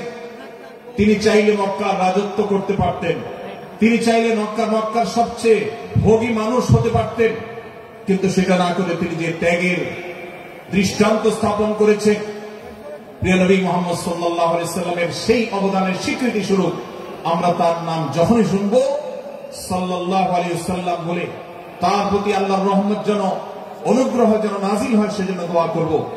আল্লাহ তাআলা তার হাবিবকে রহমত এমনিতেই দান করবেন, আপনি আর আমি তার জন্য রহমতের দোয়া করার মধ্য দিয়ে আমরা সৌভাগ্যবান মানুষের কাতারে শামিল হতে পারবো। তো আমি যেটি বলছিলাম, সূরাতুল হুজুরাতের 1 থেকে 5 নম্বর আয়াত পর্যন্ত এই 5টি আয়াতে আল্লাহ রাব্বুল আলামিন প্রিয় নবী সাল্লাল্লাহু আলাইহি ওয়াসাল্লামের সাথে আদব এবং শিষ্টাচারের শিক্ষা দিয়েছেন মানব জাতিকে। এবং আল্লাহ রাব্বুল আলামিন ঈমানদারদেরকে পরম মায়ার সাথে ডেকে ইয়া আইয়ুহাল্লাযীনা আমানু, হে ঈমানদারগণ, এই ডাকে আল্লাহ তাআলা ডেকে বলেছেন লা তুকাদ্দিমু বাইনা ইয়াদাইল্লাহি ওয়া রাসূলিহি, তোমরা আল্লাহ এবং তার রাসূলের সামনে আগ বেড়ে কোনো কথা বলবে না, আগ বেড়ে কোনো কাজ করবে না। একজন ঈমানদার, একজন মুসলমান তার এই শিষ্টাচারের শিক্ষা তার জীবনে ধারণ করতে হবে। যখনই আল্লাহ কোনো কথা বলেছেন, আল্লাহ রাসূল সাল্লাল্লাহু আলাইহি ওয়াসাল্লাম কোনো কথা বলেছেন, এটি নিশ্চিত হতে পারবো আমরা, তখন একজন ঈমানদার আর কখনো সেটার উপর কোনো কথা বলবে না, আগ বেড়ে কোনো কিছু করবে না, কোন প্রকার সীমা লঙ্ঘন করবে না। আল্লাহ রাসূল, আল্লাহ বলেছেন, আল্লাহ রাসূল বলেছেন, এটি শোনার পর সে তার আপদ মস্তককে সারেন্ডার করবে, সে নিজেকে আত্মসমর্পণ করবে। এরপর তার কোন যুক্তিকে, কোন বুদ্ধিকে, তার কোন মতামতকে সে সেখানে আর দাঁড় করাবার চেষ্টা করবে না। এটা একজন শিষ্টাচার বিশিষ্ট ঈমানদারের বৈশিষ্ট্য। কোরআন এই শিক্ষা আমাদেরকে দিয়েছে। ভাইরা আমার, এই শিক্ষাকে ধারণ করে আমরা যারা নিজেদেরকে মুসলমান দাবি করছি, আমাদের সম্মানীয় যারা আছেন, আল্লাহকে যেরকম আমরা সম্মান করি, আল্লাহ রাসূলকে যেরকম সম্মান করি, ঠিক একইভাবে আমাদেরকে যে সমস্ত মানুষগুলোকে সম্মান করার নির্দেশ করা হয়েছে, উলামা ইকরাম রয়েছেন, আমাদের বাবা মা, বয়সে বড়, শিক্ষিত, এবং যারা আমাদের শিক্ষক বৃন্দ আছেন, এভাবে যারা আমাদের সম্মানের পাত্র আছেন, সে মানুষগুলোর সামনে আগ বেড়ে যেন কোনো কিছু না করি। সে আগ বাড়াটা কথার ক্ষেত্রে হতে পারে, চলার ক্ষেত্রে হতে পারে, আচরণের ক্ষেত্রে হতে পারে। এই শিষ্টাচারের শিক্ষা সূরা হুজুরাতের প্রথম আয়াতে আমাদেরকে দেওয়া হয়েছে। প্রিয় ভাইরা আমার, আমাদের সমাজে আজ যে সমস্ত ভালো গুণের দুর্ভিক্ষ চলছে, ক্রাইসিস চলছে, অভাব চলছে, এর মধ্যে অন্যতম হলো আজ শিষ্টাচারের অভাব। আমাদের সমাজের চতুর্দিকে আপনি দেখতে পাবেন, পরিলক্ষিত আমার। আর সেজন্য সূরা হুজুরাতের এই শিষ্টাচারের শিক্ষা আমাদের জীবনে খুবই গুরুত্বপূর্ণ। আমরা যখনই কোনো সম্মানীয় ব্যক্তির কাছে আমরা থাকব, তাদের কথার উপরে কথা বলা, তাদের সাথে তর্ক করা, তাদের আর সামনে আগ বেড়ে কথা বলা, এমনকি তারা যখন চলবেন তাদের সামনে সামনে হাঁটা, এই সবগুলো কোরআনের এই শিষ্টাচারের যে শিক্ষা আছে এর পরিপন্থী। প্রিয় নবী সাল্লাল্লাহু আলাইহি সাল্লামের সময়কার একটি ঘটনা, এক ব্যক্তি তার বাবার সাথে হেঁটে যাচ্ছিলেন, বোঝা যাচ্ছিল না যে তাদের মধ্যে বাবাকে সন্তানকে। অনেক সময় বাপ সন্তানের বাহ্যিক ভাবে দেখে বোঝা যায় না, এরকম কোন কোন ক্ষেত্রে হয়। জিজ্ঞেস করা হলো তাদেরকে, তোমাদের মধ্যে বাবাকে সন্তানকে? বলা হলো যে অমুক বাবা, অমুক সন্তান। তখন নির্দেশনা দেওয়া হলো যে সন্তান তার হাঁটা এবং চলার মধ্য দিয়ে এই বিনয়ের প্রকাশ ঘটাতে হবে, আনুগত্যের প্রকাশ ঘটাতে হবে, সম্মান এবং শ্রদ্ধার প্রদর্শন করতে হবে, যার মধ্য দিয়ে বোঝা যায় যে কে সন্তান আর কে বাবা। এটা যেন জিজ্ঞেস করতে না হয়। আজ আমাদের যারা তরুণ আছি, আমরা যুবক আছি, আমরা অনেকেই পশ্চিমা সংস্কৃতি দ্বারা প্রভাবিত হয়ে আমরা শিষ্টাচারের এই গণ্ডি এবং সীমানা পার হয়ে চলে গেছি। কোরআন আমাদেরকে শিষ্টাচারের শিক্ষা দিচ্ছে যে আমরা সিনিয়রদের সামনে বিনয়ের সাথে আচরণ করব, তাদের সামনে সামনে চলা থেকে বিরত থাকব, যথাসম্ভব তাদেরকে অনুসরণ করার চেষ্টা করব, তাদের সাথে কথা হবে, তাদের আগ বেড়ে কথা হবে না, তাদের কোনো জিজ্ঞাসা থাকলে সেটা উত্তর হবে বিনয়ের সাথে। এই শিষ্টাচারের শিক্ষা আমাদেরকে দেওয়া হয়েছে। এবং একইভাবে সূরা হুজুরাতের প্রথম বার্তার মধ্যে নবী সাল্লাল্লাহু আলাইহি ওয়াসাল্লামের সাথে আরেকটি শিষ্টাচার শেখানো হয়েছে, তা হলো আল্লাহ রাব্বুল আলামিন আমাদের কণ্ঠকে, আমাদের আওয়াজকে, আমাদের কথাকে নবী সাল্লাল্লাহু আলাইহি ওয়াসাল্লামের কথার চাইতে যেন আগ বেড়ে না যায়, তার চাইতে যেন উঁচু কণ্ঠে আমরা কথা না বলি, তার চাইতে যেন উচ্চ স্বরে কথা না বলি, সেই শিক্ষা দিয়েছেন, সেই শিষ্টাচারের শিক্ষা আমাদেরকে দেওয়া হয়েছে। ভাইরা আমার, প্রিয় নবী সাল্লাল্লাহু আলাইহি ওয়াসাল্লামের সাহাবীরা নবী সাল্লাল্লাহু আলাইহি ওয়াসাল্লামের প্রতি আদব এবং শিষ্টাচার এত বেশি প্রদর্শন করতেন যে নবী করিম সাল্লাল্লাহু আলাইহি সাল্লামের প্রতি এই শিষ্টাচারের কথা যখন বলা হয়, সাহাবীরা অনেকে নবী করিম সাল্লাল্লাহু আলাইহি সাল্লামের সাথে কথা বলতে রীতিমতো ইতস্তত বোধ করছিলেন, যে কিভাবে কথা বলবো না জানে জোরে হয়ে যায়, এবং তাতে না জানে আমি বেয়াদবের কাতারে শামিল হয়ে যাই, শিষ্টাচার বহির্ভূত কাজ করে ফেলি। এবং আল্লাহ তাআলা যে সতর্কীকরণ করেছেন সূরা হুজুরাতের এই 1 থেকে 5 নম্বর আয়াতের মধ্যে, তার আওতায় আমি না জানি পড়ে যাই। তখন সাহাবায়ে কেরাম বিনয় এবং বিনম্রতা অবলম্বন করেছেন এবং তারা একরকম বিপাকে পড়ে গেছেন। এতটা তারা সভ্য ছিলেন, এতটা তারা নম্র ছিলেন, এতটা তারা বিনম্র আচরণ করতেন নবীজির সাথে। ভাইরা আমার, এই বিষয়টিও আমরা শুধুমাত্র আমাদের প্রিয় নবীজির জন্য নয়, এটি আমাদের মা বাবা, আমাদের সম্মানের পাত্র যারা আছেন, আমাদের বয়সে যারা সিনিয়র আছেন, তাদের সামনে কথা বলার সময় আমরা মেনটেন করে চলবো। অর্থাৎ আমরা উচ্চ কণ্ঠে তাদের সামনে কথা বলবো না। এই মাহফিলে এখনো শত শত হাজারো মানুষ হয়তো এমন আছে যারা মায়ের সামনে, বাবার সামনে, বড় ভাইয়ের সামনে, শিক্ষকের সামনে, সিনিয়রদের সামনে, মুরব্বীদের সামনে, ওলামাদের সামনে উচ্চ কণ্ঠে কথা বলেন। প্রিয় ভাইরা আমার, আমরা মুসলমানদের সন্তান, আমরা মুহাম্মদ সাল্লাল্লাহু আলাইহি সাল্লামের উম্মত, আমরা আবু বকর, ওমর, ওসমান, আলী রাদিয়াল্লাহু আনহুর অনুসারী, আমরা কোরআনের অনুসারী। কোরআনের অনুসারী কখনো বেয়াদব হতে পারে? কোরআনের অনুসারী কখনো বেয়াদব হতে পারে? কোরআন যে শিষ্টাচারের শিক্ষা দিয়েছে, এই শিক্ষা আজ আমাদের মধ্যে ধারণ করতে হবে, আমাদের সন্তানদের শেখাতে হবে, আমাদের ঘরে ঘরে এই শিক্ষা চর্চা করতে হবে, আমাদের সমাজে এটিকে প্রতিষ্ঠিত করতে হবে। পশ্চিমা সংস্কৃতির যে ছোবল, সে ছোবল আমাদের সন্তানদেরকে আজকাল অনেক ক্ষেত্রে বেয়াদবে পরিণত করছে, তাদের অনেক সময় শিষ্টাচার থেকে বের করে দিচ্ছে। তারা কখনো স্বাধীনতার নামে, কখনো মত প্রকাশের নামে, কখনো বিভিন্ন নামে তারা কিন্তু হারিয়ে যাচ্ছে। আজকের এই বাস্তবতাকে উপলব্ধি করে সূরা হুজুরাতের 1 থেকে 5 নম্বর আয়াত, এই শিক্ষাকে আমাদের মধ্যে ধারণ করতে হবে। আল্লাহ তাআলা আমাদের সবাইকে সেই তৌফিক দান করুন। ভাইরা আমার, সূরা হুজুরাতের প্রথম বার্তা নবী সাল্লাল্লাহু আলাইহি সাল্লামের সাথে শিষ্টাচার। আল্লাহ এবং তার রাসূলের সামনে, আল্লাহ এবং তার রাসূলের সামনে আগ বেড়ে কোনো কথা না বলা, আগ বেড়ে কোনো আচরণ না করা, এটা তার প্রতি শিষ্টাচারের অংশ। এবং আল্লাহ রাসূলের সামনে উচ্চ কণ্ঠে জোরে কথা না বলা, এটাও তার প্রতি শিষ্টাচারের অংশ। আল্লাহ তাআলা আমাদেরকে এই শিষ্টাচার আমাদের জীবনের প্রত্যেকটা পদে পদে ধারণ করার তৌফিক দান করুন, আমিন। ভাইরা আমার, সূরা হুজুরাতের দ্বিতীয় যে শিক্ষা, সেই শিক্ষাটা বর্ণিত হয়েছে এই সূরা 6 থেকে 8 নম্বর আয়াত। 6 থেকে 8 নম্বর এই আয়াতের মধ্যে আল্লাহ রাব্বুল আলামিন আমাদেরকে দ্বিতীয় শিক্ষা দিয়েছে, ঈমানদার কখনো কোন কথা বলার আগে সেই কথা সত্য কিনা, বাস্তব কিনা সেটি যাচাই বাছাই না করে বলবে না। ঈমানদার কখনো গুজবে কান দিবে না। ঈমানদার কখনো শোনা কথার উপর ভিত্তি করে কোনো সিদ্ধান্ত গ্রহণ করবে না। এই শিক্ষাটাও আজকের বাস্তবতার আলোকে আমাদের সমাজের জন্য অত্যন্ত গুরুত্বপূর্ণ এবং প্রয়োজনীয়। প্রিয় ভাইয়েরা আমার, আমাদের চতুর্পাশে যদি আমরা তাকাই, আমরা দেখতে পাবো সোশ্যাল মিডিয়াতে, ফেসবুকে আজকাল কোন তথ্য উপাত্ত পেলে সেটার পরখ করা ছাড়া, যাচাই বাছাই করা ছাড়া, সত্য অসত্য নিরূপণ করা ছাড়া আমরা অনেকে সেটার প্রচার প্রচারণা নেমে যাই। আমরা অনেকে সেটা শেয়ার দেওয়া শুরু করে দিই।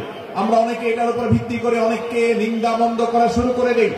এমনকি আজ আমরা যেই জায়গায় দাঁড়িয়ে আছি, বাংলাদেশের যে সামাজিক বাস্তবতা, সেই বাস্তবতার আলোকে বলা যায় অনেক সময় অনেক ব্যক্তিকে সমাজে মিডিয়ার মাধ্যমে নানাভাবে হয়রানি করে তাকে খারাপ মানুষ হিসাবে, কালপিট হিসাবে দেখানো হয়, অথচ তার দোষ, যে সমস্ত দোষের কথা তাকে বলা হয়, যে সমস্ত দোষে তাকে দোষী বানানো হয়, সে সমস্ত দোষ থেকে তিনি সমস্ত এবং পবিত্র এবং পরিচ্ছন্ন। ভাইরা আমার, আজকের এই বাস্তবতা আমাদেরকে বিশেষ করে লক্ষ্য রাখতে হবে যে আমরা যেই কোনো মূল্যে, যেই কোনো ভাবে যেন কোন প্রকার গুজবে কান না দেই, আমরা যেন গুজব থেকে বেঁচে থাকি। আল্লাহ তাআলা আমাদেরকে তৌফিক দান করুন। ভাই, এদিকে অনেক বেশি বাঁশির আওয়াজ শোনা যাচ্ছে। স্বেচ্ছাসেবকরা বাঁশির আওয়াজ দেওয়া ছাড়া আপনারা ভলান্টিয়ারি করুন। এত বেশি বাঁশির আওয়াজ আসছে যে কথা বলা কঠিন হয়ে যাচ্ছে। অনুগ্রহ করে বাঁশির আওয়াজ কম করে আপনারা ভলান্টিয়ারি করুন। এখন অনেক বাঁশির আওয়াজ শোনা যাচ্ছে, বাঁশির আওয়াজগুলো বন্ধ করুন। মাশাআল্লাহ, এখন বন্ধ হয়েছে।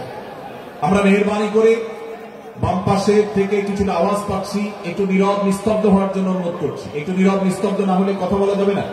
অনুগ্রহ করে আমরা একটু সহযোগিতা করি এবং সবাই নীরব থাকি। ভলান্টিয়াররা অপ্রয়োজনে বাঁশির আওয়াজ দিবেন না, অপ্রয়োজনে বাঁশির আওয়াজ দিবেন না। আমাদের দেশে শব্দ দূষণ, শব্দ সন্ত্রাস, এটা এই দেশের কমন কালচার হয়ে গেছে। রাস্তায় যাবেন, প্রয়োজনে অপ্রয়োজনে গাড়ির হর্ন বাজাবে। যে কোনো প্রোগ্রামে যাবেন, প্রয়োজনে অপ্রয়োজনে বাঁশি বাজানো হবে। কদিন আগে 31st নাইট গেছে, আপনারা দেখেছেন। এত প্রচারণা, এত সতর্কীকরণের পরেও, আইন শৃঙ্খলা রক্ষাকারী বাহিনী এত সতর্ক থাকার পরেও আপনারা দেখেছেন এক শ্রেণীর বুদ্ধি প্রতিবন্ধীরা তারা 31st নাইট উদযাপনের নামে শব্দ সন্ত্রাস করেছে। শত শত হাজার মানুষের কষ্টের কারণ হয়েছে। প্রিয় ভাইরা আমার, ধর্ম হোক আর রাজনীতি, বিনোদন হোক আর আনন্দ হোক, যেই কোনো নামে যদি শব্দ সন্ত্রাস সৃষ্টি করে বা অতিরিক্ত শব্দ দূষণ করে, শব্দ সৃষ্টি করে মানুষকে অতিষ্ঠ করার কারণ হয়, সেটা কোন সভ্য সমাজের দৃশ্য হতে পারে না।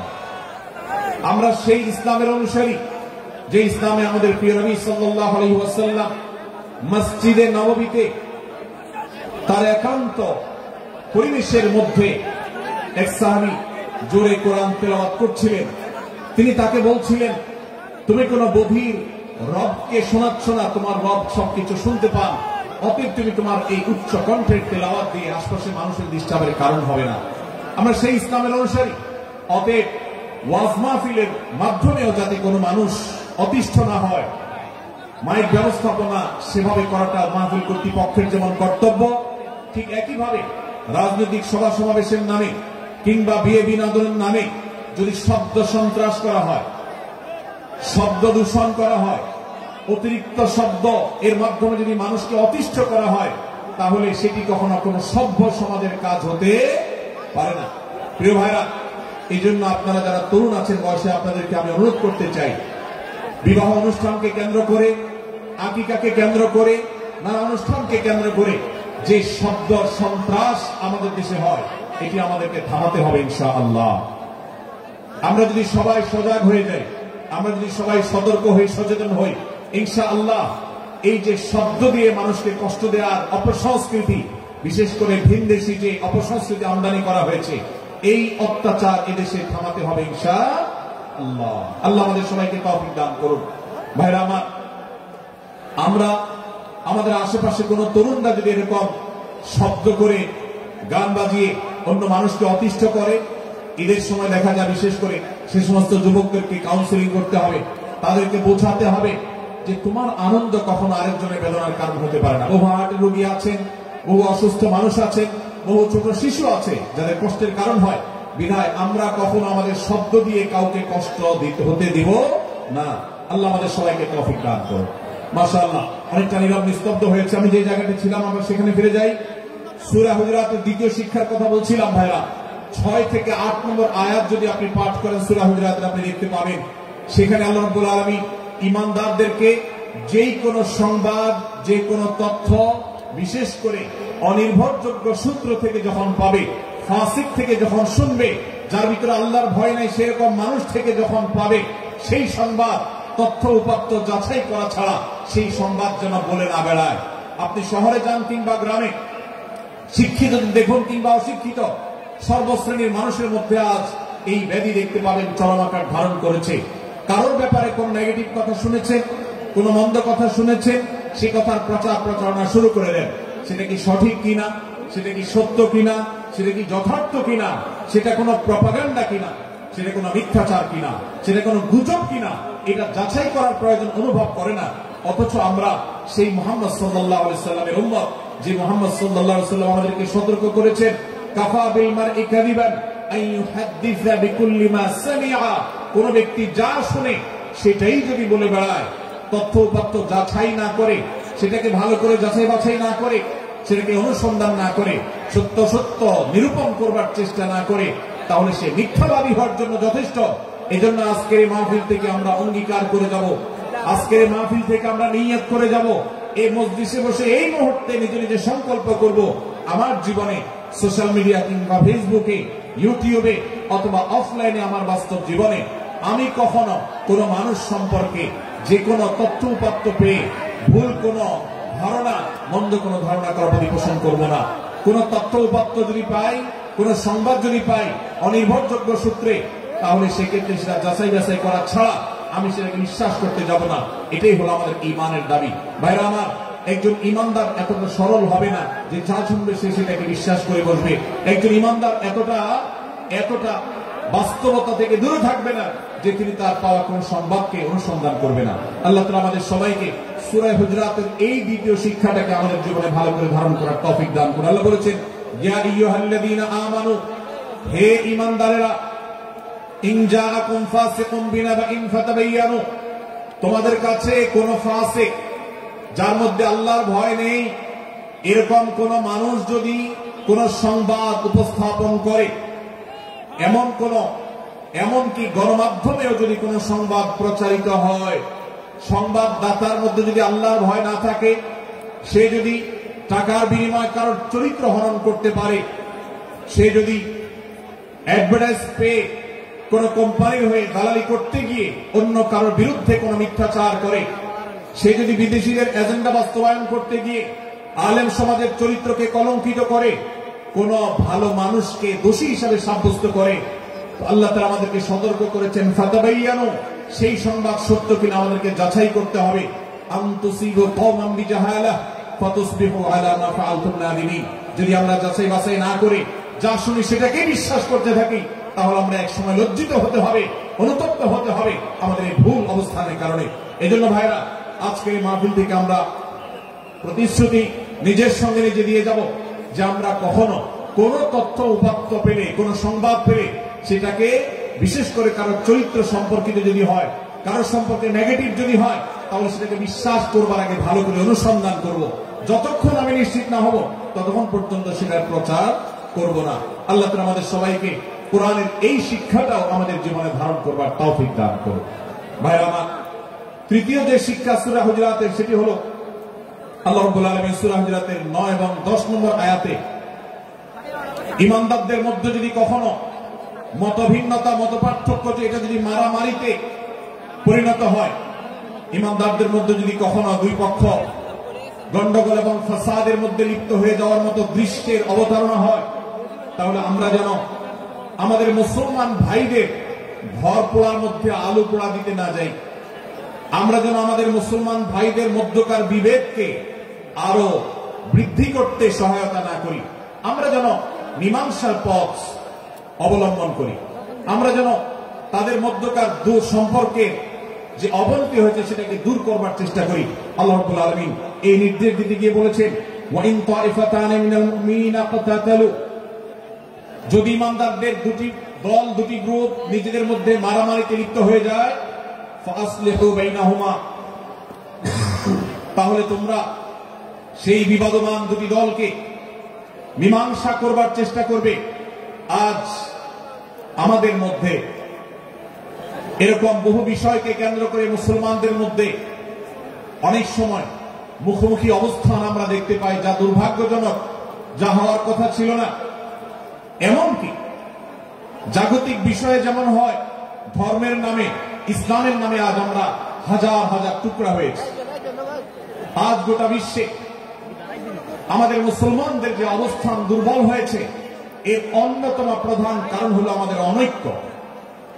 আমরা যদি আজ আহলে কিবলা, আহলে সুন্নাহ ওয়াল জামাআতের অনুসারীরা নানান মত এবং পথের অনুসারী হওয়া সত্ত্বেও, নানান থট এবং পন্থার অনুসারী হওয়া সত্ত্বেও, আমরা যদি মৌলিক বিষয়গুলোর পর সবাই ঐক্যবদ্ধ থাকতাম, আমরা যদি আল্লাহ তাআলার দেওয়া ইত্তিহাদ মাল ইখতিলাফ, বৈচিত্র্যময় ঐক্য, বিভিন্ন বিষয় মতভিন্ন থাকা সত্ত্বেও মৌলিক বিষয়ে ঐক্যমতে আমরা যদি থাকতে পারতাম, আমাদের মধ্যে যদি মুসলিম ভ্রাতৃত্ববোধ থাকতো, আমাদের মধ্যে যদি বলয় ভিত্তিক যে দেয়াল আর প্রাচীরগুলো আছে সেগুলো যদি না থাকতো, তাহলে আজ বাংলাদেশের বাস্তবতা হলো, বাংলাদেশে আল্লাহর কোরআন, আল্লাহ রাসূল সাল্লাল্লাহু আলাইহি ওয়াসাল্লামের হাদিসের আলোকে বাংলাদেশ আজ অটোমেটিক পরিচালিত হতো, ঠিক কিনা বলেন? আমরা যদি আজ ঐক্যবদ্ধ থাকতাম তাহলে এদেশে হাতে গোনা যাবে এরকম স্বল্প সংখ্যক নাস্তিকেরা, ইসলাম এবং মুসলমানদের শত্রুরা, তারা আমাদেরকে নিয়ে তারা আজ যে খেলা খেলছে, আমাদেরকে যে তারা শাসন করছে, আমাদেরকে যে তারা তাদের অধীনস্থ করে রাখছে, আমাদের উপরে যে আজ ভিনদেশি কালচার চাপিয়ে দিচ্ছে, আমাদের উপরে তারা যে আজ কর্তৃত্ব করছে, আমাদেরকে আজ টুকরা টুকরা করছে, এই দুঃসাহস তারা কোনোদিন দেখাতে পারত না যদি আমরা ঐক্যবদ্ধ থাকতাম। ভাইরা আমার, এই জন্য আমরা সব বিষয়ে সবাই একমত হব না। আজকের এই মাহফিলে যত মানুষ এসেছেন সবাই সব বিষয়ে একমত নন। এমনকি আজকের এই মাহফিল কর্তৃপক্ষ যে আয়োজন করছেন 3 দিন ব্যাপী, এই মাহফিলে আপনারা দেখেছেন এখানে কওমি এবং আলিয়া উভয় জায়গা থেকে বক্তা নির্বাচন করা হয়েছে, অসাধারণ সমন্বয় করা হয়েছে। এটি একটি ঐক্যের বার্তা। আমরা আশা করব মাঠ পর্যায়ে আমরা যারা কাজ করব, আমরা প্রত্যেকে আমাদের অন্য মতের, ভিন্ন মতের যে সমস্ত মুসলমান ভাইরা আছেন তার সাথে আপনার কোনো থটগত মত পার্থক্য থাকতে পারে, চিন্তাগত কোনো ভিন্ন মত থাকতে পারে, কিন্তু দিন শেষে তিনি আপনার মুসলমান ভাই। তার আল্লাহ আর আপনার আল্লাহ এক, তার রাসূল এবং আপনার রাসূল এক, তার কিবলা এবং আপনার কিবলা এক, তার কোরআন আর আপনার কোরআন এক, তার নামাজ আর আপনার নামাজ এক, তার রোজা আর আপনার রোজা এক, তার যাকাত এবং আপনার যাকাত এক, তার সাথে আপনার মোটা এবং মৌলিক বিষয়ে কোনো মত পার্থক্য নাই।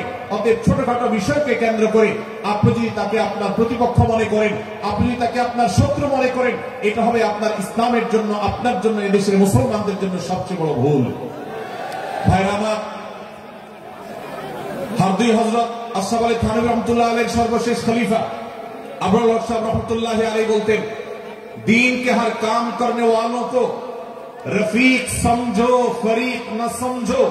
যারাই আল্লাহর দ্বীনকে বুলন্দ করবার জন্য, যারাই আল্লাহর দ্বীনকে সেবা দেওয়ার জন্য, খেদমত করার জন্য কাজ করছে, তার পদ্ধতি তোমার থেকে ভিন্নতর হতে পারে। তাকে তুমি তোমার বন্ধু মনে করো, সহযাত্রী মনে করো, পথযাত্রী মনে করো, সহযোদ্ধা মনে করো, তোমার প্রতিপক্ষ মনে করবে না। প্রিয় ভাইরা আমার, আজ বাংলাদেশে ইসলাম যতটা পিছিয়ে আছে তার প্রধান কারণ হলো আমাদের অনৈক্য। আজ আমরা যদি আমাদের মধ্যকার যে সমস্ত দেয়াল এবং প্রাচীরগুলো, অদৃশ্য প্রাচীরগুলো উঠে আছে, যেগুলো আমাদের মুসলিম ভ্রাতৃত্বকে ভেঙে খান খান করে দিয়েছে, টুকরো টুকরো করে দিয়েছে, যদি আজ আমরা সে সমস্ত অদৃশ্য প্রাচীরগুলো দূরে সরাতে পারতাম, আমার ভিন্ন মতের ভাইকে যদি আমার ভাই মনে করতে পারতাম, তার যদি আমি কল্যাণকামী হতে পারতাম, আল্লাহর কোরআনের ঘোষণা অনুযায়ী এই মুসলমানদের ঐক্যবদ্ধ শক্তিকে দমাবার শক্তি পৃথিবীর কারোর নাই, কারোর নাই, কারোর নাই। আজ আমার ভাইয়েরা ফিলিস্তিনে মার খাচ্ছে, যদি আজ গোটা বিশ্বের মুসলমানরা আমরা ফিলিস্তিনে মুসলমানদের উদ্ধারের ব্যাপারে ঐক্যবদ্ধ থাকতাম, ফিলিস্তিনে মুসলমানের দিকে চোখ তুলে তাকাবার শক্তি বিশ্বের কোন কাফেরদের থাকতো না। আজ যদি আমরা আমাদের মুসলমান নির্যাতিত ভাইদের ব্যাপারে সারা বিশ্বের মুসলমানরা ঐক্যবদ্ধ অবস্থান গ্রহণ করতে পারতাম, মুসলমানের দিকে চোখ তুলে তাকাবার শক্তি বিশ্বের কোন কারো থাকতো না। ভাইরা আমার, গোটা বিশ্বে ঐক্য প্রতিষ্ঠা করা আপনার আমার মতো সাধারণ মানুষের দ্বারা হয়তো সম্ভবপর হবে না, কিন্তু আমরা যারা মাঠ পর্যায়ে কাজ করছি, আমি আপনাদেরকে করজোড় করে অনুরোধ করতে চাই। আমি জানি আপনার এলাকাতে, আপনার মহল্লাতে আপনার সাথে অন্য মুসলমান ভাইদের অনেক ক্ষেত্রে মতভিন্নতা আছে। সেটা রাজনৈতিক দৃষ্টিভঙ্গির ক্ষেত্রে হতে পারে, সেটা ধর্মীয় থট এবং মানহাজ, মাযহাব, মাসলাকগতভাবে হতে পারে, সেটা অন্য কোন ইস্যু ভিত্তিক মত পার্থক্য হতে পারে। আল্লাহর জন্য, আল্লাহর ওয়াস্তে, আল্লাহর ওই আয়াতকে মেনে আমল করার চেষ্টা করি আমরা। আল্লাহ বলেছেন, ওয়া'তাসিমু বিহাবলিল্লাহি জামিআন ওয়া লা তাফাররাকু, তোমরা আল্লাহর রশিকে সবাই ঐক্যবদ্ধভাবে আঁকড়ে করে ধরো, ঐক্যবদ্ধভাবে আল্লাহর রশিকে আঁকড়ে ধরো, তোমরা পরস্পর বিচ্ছিন্ন হয়ে যেও না। আমরা অনেক ফরজের কথা শুনেছি, নামাজ রোজা ফরজ আমরা জানি, বাবা মার প্রতি সদ্ব্যবহার করার ফরজের কথা আমরা জানি, আত্মীয়তার সাথে সুসম্পর্ক, আত্মীয়তার বন্ধন রক্ষার কথা আমরা জানি, ফরজ হওয়ার কথা জানি, কিন্তু মুসলমানদের ঐক্যবদ্ধ থাকতে হবে এই ফরজের কথা আমরা অনেকেই জানি না। ভাইরা আমার, মুসলমানদেরকে আল্লাহ রাব্বুল আলামিন ঐক্যবদ্ধ থাকার নির্দেশ দিয়েছেন। এই ঐক্যটা এর মানে এই নয় যে সবাই এক মতের হয়ে যাবে সব বিষয়ে। বিভিন্ন বিষয়ে আমাদের মধ্যে মত পার্থক্য থাকবে, তারপরে আমরা একে অন্যের সহযোদ্ধা হব, সহযাত্রী হব, আমরা একে অন্যের কল্যাণকামী হব, একে অন্যের ভালো চাইব। আমার ভিন্ন মতের মুসলমানের কোনো ক্ষতিতে আমি খুশি হব না, তার ক্ষতিতে আমি কষ্ট পাবো, তার সাফল্যকে আমি এনজয় করব, আনন্দিত হব। এটা যদি করতে না পারি তো আমি কখনো খালেস এবং সাচ্চা মুসলমান হতে পারলাম না। আল্লাহ তাআলা আমাদের অন্তরগুলোকে উদার করে দিন, ব্রড করে দিন, প্রশস্ত করে দিন, বড় করে দিন, উম্মার ঐক্যের প্রয়াসী হওয়ার তৌফিক দান করুন না। আমি ভাইরা আমার, আমরা মহল্লায় মহল্লায়, এলাকায় এলাকায়, মসজিদে মসজিদে, আমাদের নিজস্ব বলয়ে, নিজস্ব অঙ্গনে আমরা চেষ্টা করব ভিন্ন ভিন্ন মতের মুসলিম ভাইকেও আমার ভাই হিসাবে আঁকড়ে ধরার, আপন করা। ডক্টর খন্দকার আব্দুল্লাহ জাহাঙ্গীর রাহমাহুল্লাহ এই অঞ্চলের সন্তান।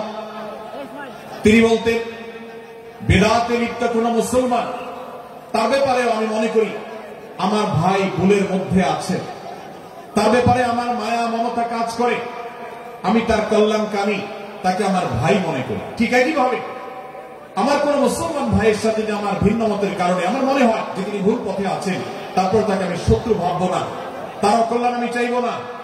আজ বাংলাদেশের বাস্তবতায় যদি আমরা তাকাই, দেখতে পারবো ইসলাম এবং মুসলমানদের যত শত্রু আছে, আমরা দেখেছি গত কয়েক যুগ ধরে তাদের নিজেদের মধ্যে হাজারো বিভক্তি, হাজারো মত পার্থক্য থাকা সত্ত্বেও মুসলমানদের শত্রুতা করার ব্যাপারে তারা সবাই ঐক্যবদ্ধ। অথচ আমরা মুসলমানরা আমাদের আল্লাহ, আমাদের রাসূল, আমাদের কোরআন, আমাদের কিবলা, আমাদের সবকিছু এক হওয়া সত্ত্বেও ছোটখাটো বিষয়কে নিয়ে আমরা আমাদের মধ্যকার বিভেদের প্রাচীরগুলোকে দাঁড় করিয়ে রেখেছি, যার কারণে আমরা গোটা বিশ্বে যেমন মার খাচ্ছি, আমাদের এই প্রিয় মাতৃভূমিতেও আমরা সংখ্যায় সবচেয়ে বেশি হয়েও আমরা কালচারালি মাইনরিটি হয়ে আছি, সংস্কৃতিতে আমরা সংখ্যালঘু হয়ে আছি। সব ক্ষেত্রে আমাদেরকে ইগনোর করা হয়। 4 লক্ষ মসজিদের এদেশে 4 লক্ষ ইমাম আছেন, 4 লক্ষ মুয়াজ্জিন আছেন।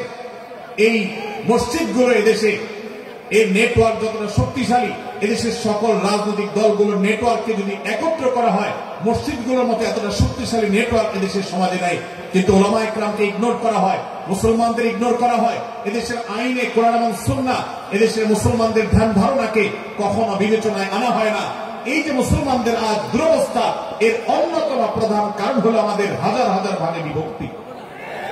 এই বিভক্তির দেয়ালগুলোকে তুলতে হবে কি হবে না? যদি হয় তাহলে আপনি নিজে থেকে শুরু করে দিন। আপনি যেই মতই লালন করেন না কেন, আপনার ভিন্ন মতের মুসলমানকে আপনি ভাই মনে করবেন, তার সাথে বুক মিলাতে আপনার কষ্ট হবে না, তার সাথে বসতে আপনার অসুবিধা হবে না।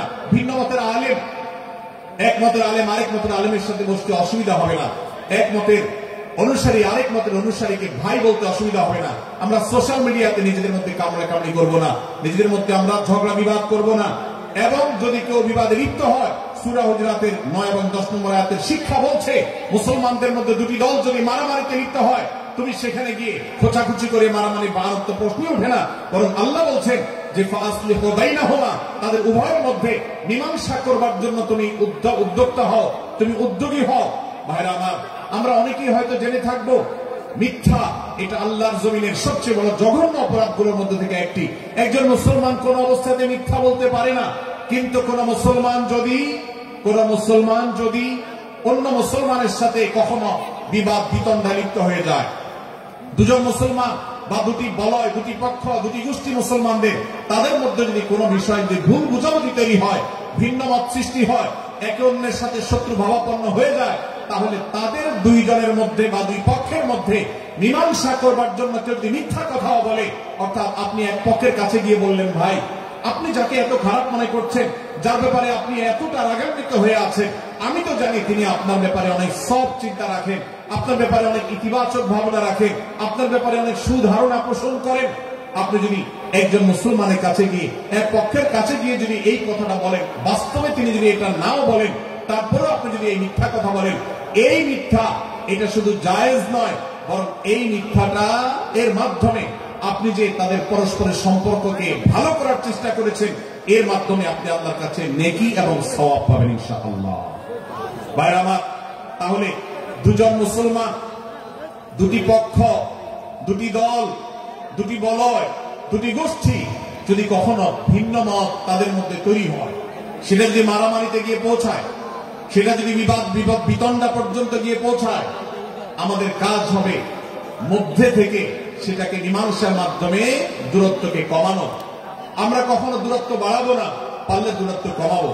ডক্টর খন্দকার আব্দুল্লাহ জাহাঙ্গীর রহমতুল্লাহ একটা কথা বলতেন, মুসলমানদের বাড়িতে যে আগুন লেগেছে, বিভেদের আগুন, মতবিরোধের আগুন, মত পার্থক্য, এটা মতবিরোধে যে পৌঁছে গেছে,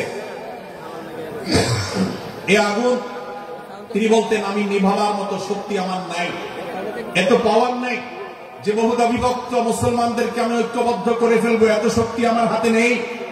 কিন্তু একটা শক্তি আমার কাছে আছে ভাই, সেটা হলো যে বিবাদমান মুসলমানদের মধ্যে বিবাদ যেন আর না বাড়ে, বিবাদের যে আগুন লেগেছে সে আগুনে যেন আর ঘি ঢালা না হয়, কেরোসিন ঢালা না হয়, সেই জন্য আমি ভূমিকা রাখতে পারি।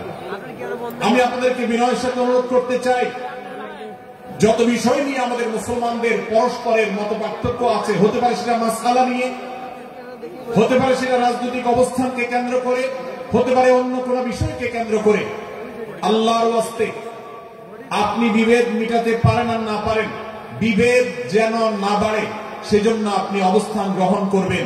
বিভেদ বাড়ার ক্ষেত্রে কোনো ভূমিকা পালন করবেন না এবং সব সময় উম্মাহ ঐক্য প্রয়াস চাইবেন, প্রয়াস চালাবেন, উম্মাহর ঐক্য চেষ্টা করবেন।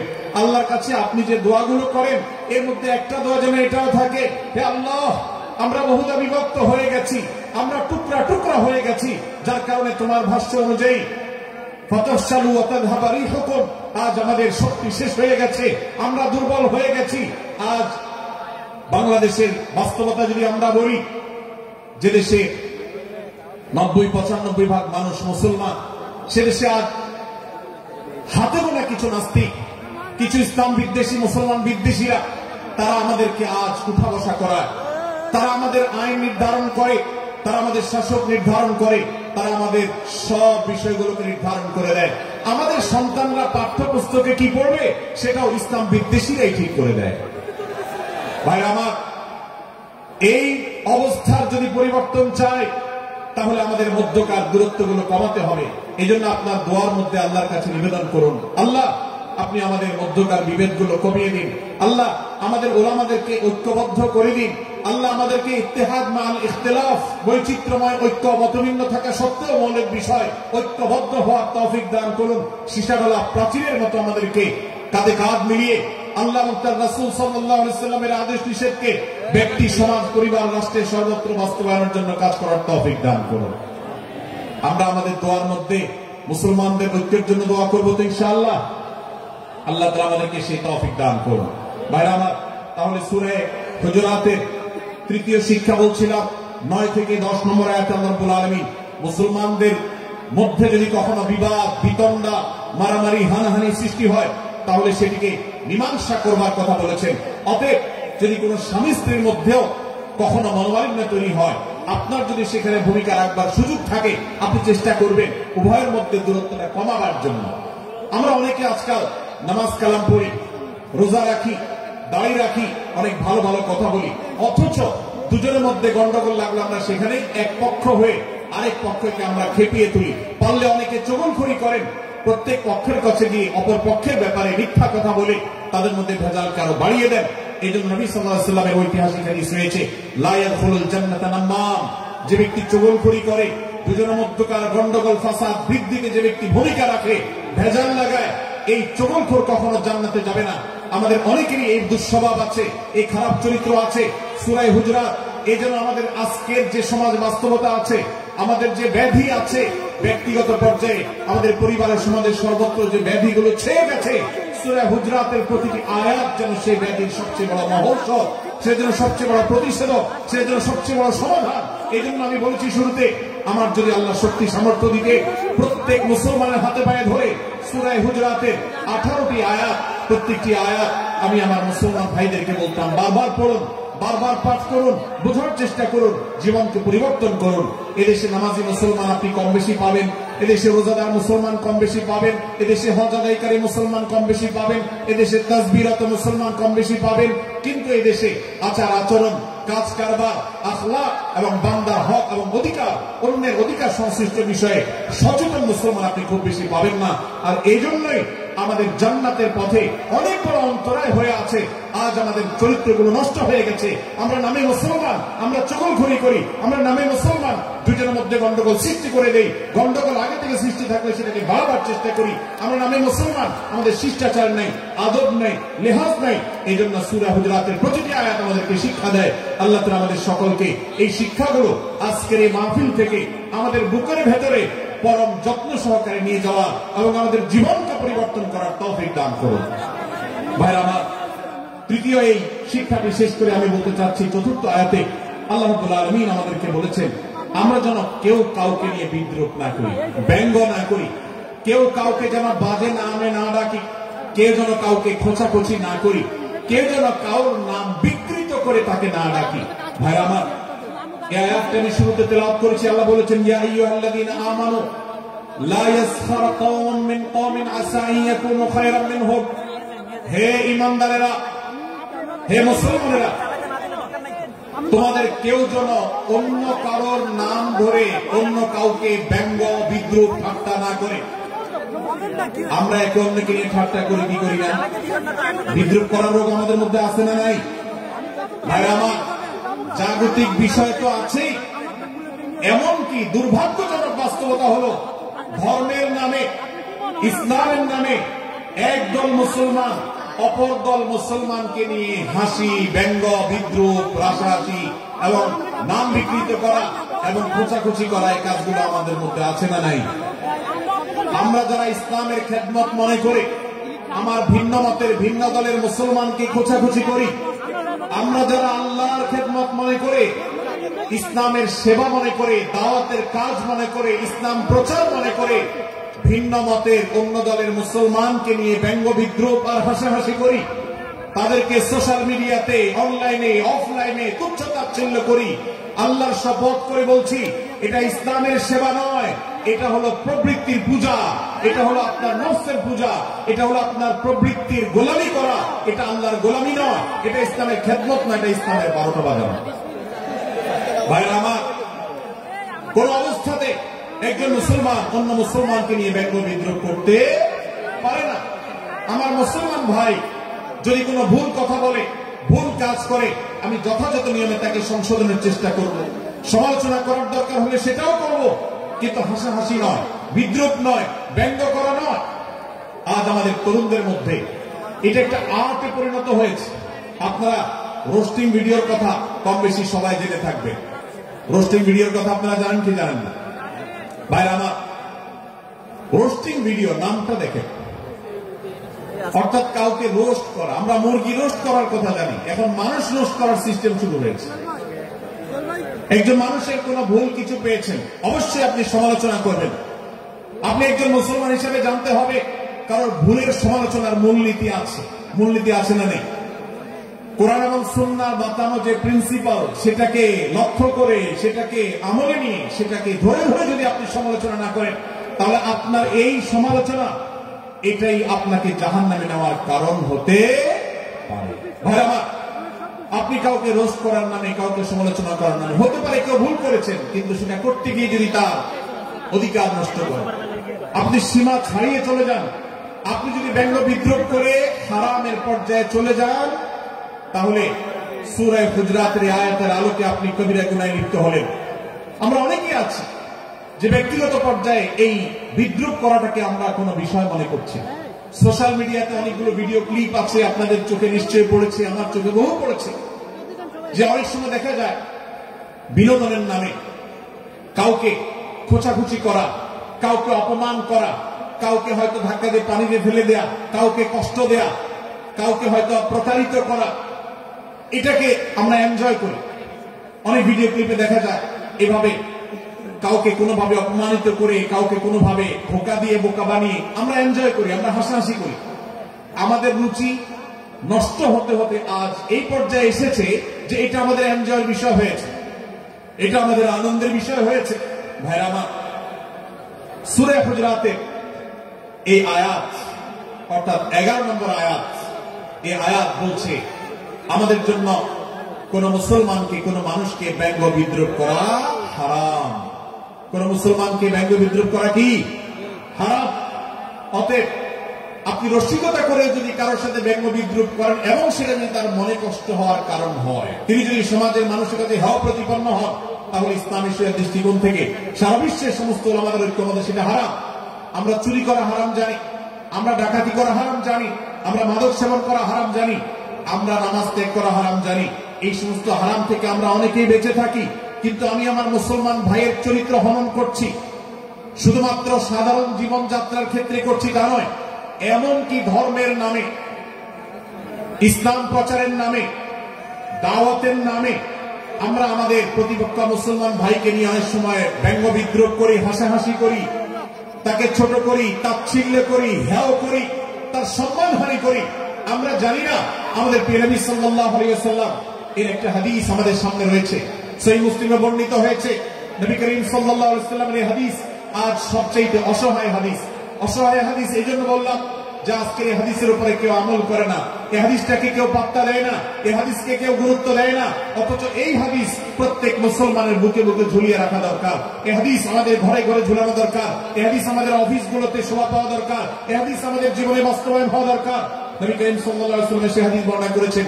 আবু হুরায়রা রাদিয়াল্লাহু তাআলা আনহু তিনি বলেছেন, লা তাহাসাদু, লা তাহাসাদু, হে মুসলমানরা, তোমরা কেউ কাউকে কখনো হিংসা করবে না, কেউ কাউকে হিংসা করবে না।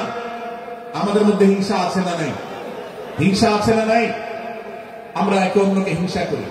একদল মুসলমান অন্য দল মুসলমানকে হিংসা করে, কেউ কারো ভালো দেখতে পারে না। ভাইরা আমার, আল্লাহ নবী বলেছেন, লা তাহাসাদু, তোমরা একে অন্যকে হিংসা করো না।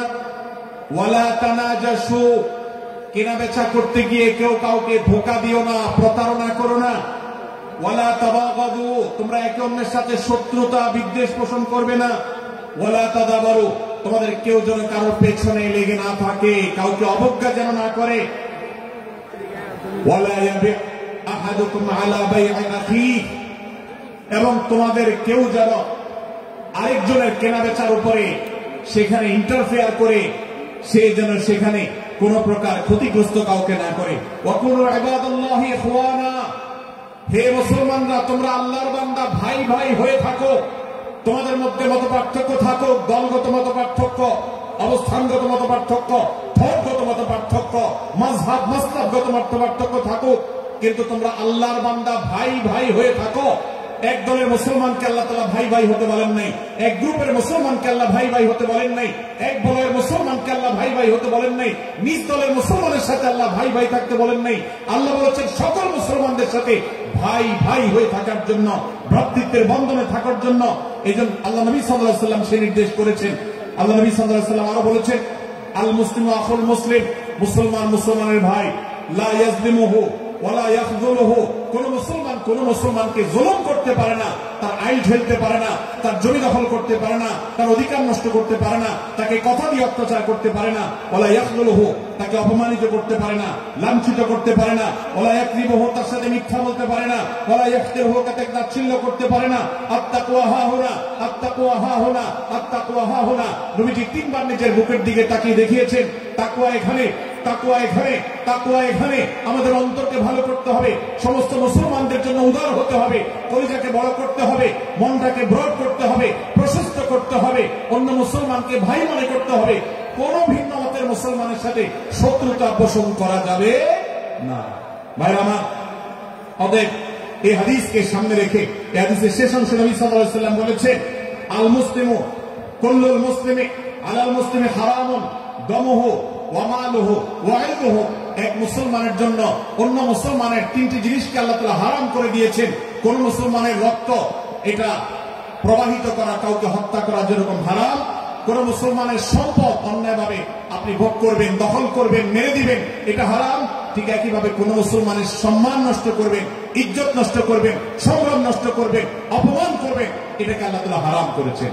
আল্লাহ তাআলা আমাদের সবাইকে অন্য মুসলমানদের ব্যাপারে এরকম দায়িত্বশীল ভূমিকা রাখার তৌফিক দান করুন, বলুন আমিন। ভাইরা আমার, সূরা হুজুরাতের 4 নম্বর আয়াতের শিক্ষাকে ধারণ করে আমরা কারোর প্রতি ব্যঙ্গাত্মক আচরণ করব না। অনেক মুসলমান আছে অন্য মুসলমানদের নাম ধরে ধরে বিদ্রুপ ব্যঙ্গ করেন, নাম বিকৃত করেন। অনেক সময় আমরা রসিকতা করেও আমাদের অনেকের নাম বিকৃত করি। আল্লাহ সুবহানাহু ওয়া তাআলা এটাকে হারাম করেছেন। এমনকি নবী সাল্লাল্লাহু আলাইহি ওয়াসাল্লাম বলেছেন, লা তাকুল লিকাসিরিন ইয়া কাসিরু, কোন খাটো বা বেটে মানুষকে হে বেটে, হে খাটো এরকম বলে ডেকো না। নবী সাল্লাল্লাহু আলাইহি ওয়াসাল্লাম বলেছেন এভাবে ডাকলে তিনি অপমানিত হন। আল্লাহ তাকে এভাবে সৃষ্টি করেছেন। আমরা অনেক সময় দেখা যায় একে অন্যকে খোঁচা মারতে গিয়ে তার গায়ের রং কালো হলে, তিনি দেখতে আকারে ছোট হলে তাকে আমরা ব্যঙ্গ করি, বিদ্রুপ করি, তাকে আমরা তাচ্ছিল্য করি, তাকে আমরা অপমান করি, তাকে আমরা অপদস্থ করি। ভাইরা আমার, এটা আমাদের জন্য হারাম। আমি আবার বলছি, চুরি হারাম আমরা জানি, ডাকাতি হারাম আমরা জানি, আমরা অন্যান্য হারামের কথা জানি, কিন্তু এই যে এক মুসলমান অন্য মুসলমানের অধিকার নষ্ট করা হারাম, এটা আমরা জানি না। এক মুসলমান অন্য মুসলমানের নাম বিকৃত করা হারাম, এটা আমরা জানি না। এই ব্যাপারে আমরা দেখেছি যে আমরা যারা ইসলামের দাওয়াতের কথা বলি, কোরআন হাদিসের কথা বলি, তারাও দেখা যায় সোশ্যাল মিডিয়াতে, ফেসবুকে একদল মুসলমান অন্য দলের মুসলমানদেরকে নানা বাজে উক্তি দিয়ে ডাকাডাকি করে, বিকৃত নামে ডাকে, বিকৃত উপাধি দেয়, খারাপ কথা বলে, অমুকের দালাল তমুকের দালাল ইত্যাদি ধারণা করে কথা বলে। এই কাজগুলো হারাম, এগুলো আমরা কখনো করবো না। 5 নম্বর যে শিক্ষা আছে সূরা হুজুরাতে, সেটা হলো 12 নম্বর আয়াতে আল্লাহ রাব্বুল আলামিন এখানে কুধারণা করাকে হারাম করেছেন, মন্দ ধারণা করতে আল্লাহ তাআলা নিষেধ করেছেন, এবং গীবত করতে, পেছনে লাগতে নিষেধ করেছেন। ভাইরা আমার, এই একটি আয়াত অর্থাৎ সূরা হুজুরাতের 12 নম্বর আয়াত, এই আয়াতটি শিক্ষা ধারণ করে যদি আমরা আমাদেরকে শুধরাতে পারি, সংশোধন করতে পারি, তাহলে ইসলামের মেইন যে কাজগুলো আছে, ঈমানকে বিশুদ্ধ করা এবং শীত মুক্ত ঈমান আনা, 5 ওয়াক্ত নামাজ পড়ার পর, বান্দার হক আদায়ের পর, এই আয়াতের পর আমল করলে আপনার জান্নাতে যাওয়ার সবচেয়ে বড় বাধা দূর হয়ে যাবে ইনশাআল্লাহ।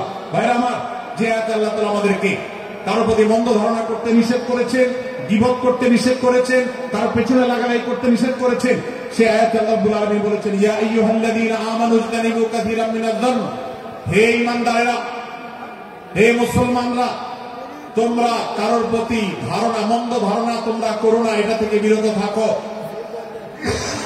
অনেক ধারণা অর্থাৎ মন্দ ধারণা, এটা গুনাহ, এটা থেকে বিরত থাকো। ইন্না বা'দায-যন্নি ইস, কারণ কিছু কিছু ধারণা অর্থাৎ যেগুলো মানুষের সম্পর্কে কোন তথ্য উপাত্ত ছাড়া নিছক ধারণা প্রসূত মন্দ ধারণা করা হয়, সেগুলো গুনাহের কারণ, সেগুলো অপরাধের কারণ, সেগুলো কবিরা গুনাহ, সেগুলো পাপাচার, সেগুলো আল্লাহর অসন্তুষ্টির কারণ, সেগুলো আল্লাহর অবাধ্যতার কারণ। এই জন্য ভাই, কারোর প্রতি মন্দ ধারণা করা যাবে না। এক্ষেত্রে আমি জানি আমাদের ব্যক্তিগত পর্যায়ে কারোর ব্যাপারে কোনো কিছু কথা উঠেছে অথবা সামান্য একটু সন্দেহ তৈরি হয়েছে, আমরা তার চরিত্র নিয়ে টানাটানি করি।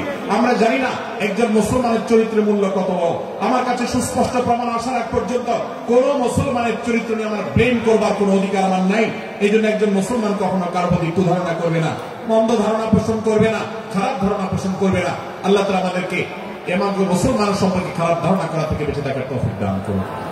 ভাইরা আমার, কিছুটা বিশৃঙ্খলা দেখা যাচ্ছে, আমরা আপনাদেরকে বিনীতভাবে অনুরোধ করতে চাই, অনুগ্রহ করে সবাই বসে পড়ুন। যারা দাঁড়িয়ে আছেন তারা একটু বসে পড়ুন, সবাই যার যার দায়িত্বে বসে যান।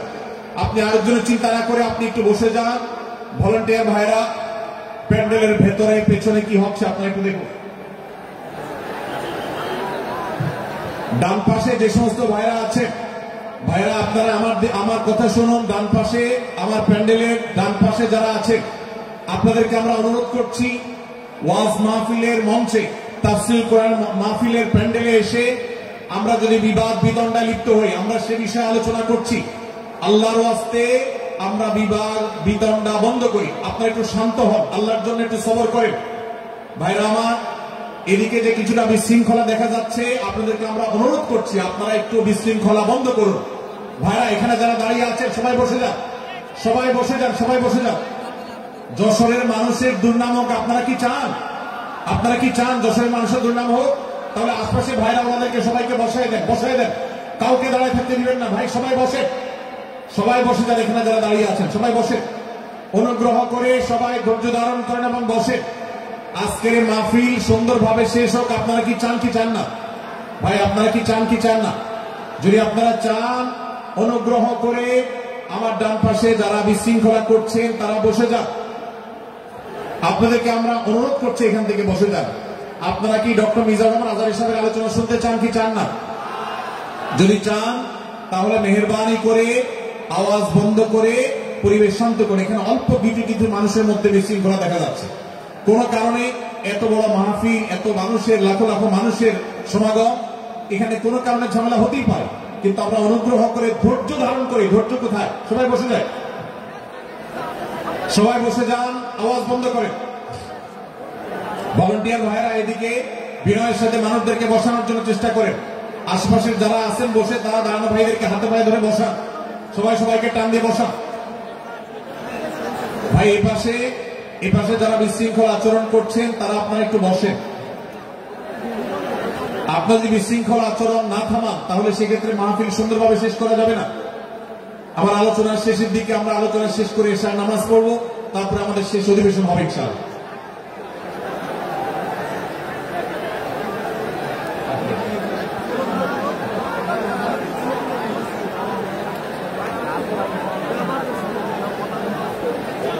ভাই মেহেরবানি করে আপনারা শান্ত হন।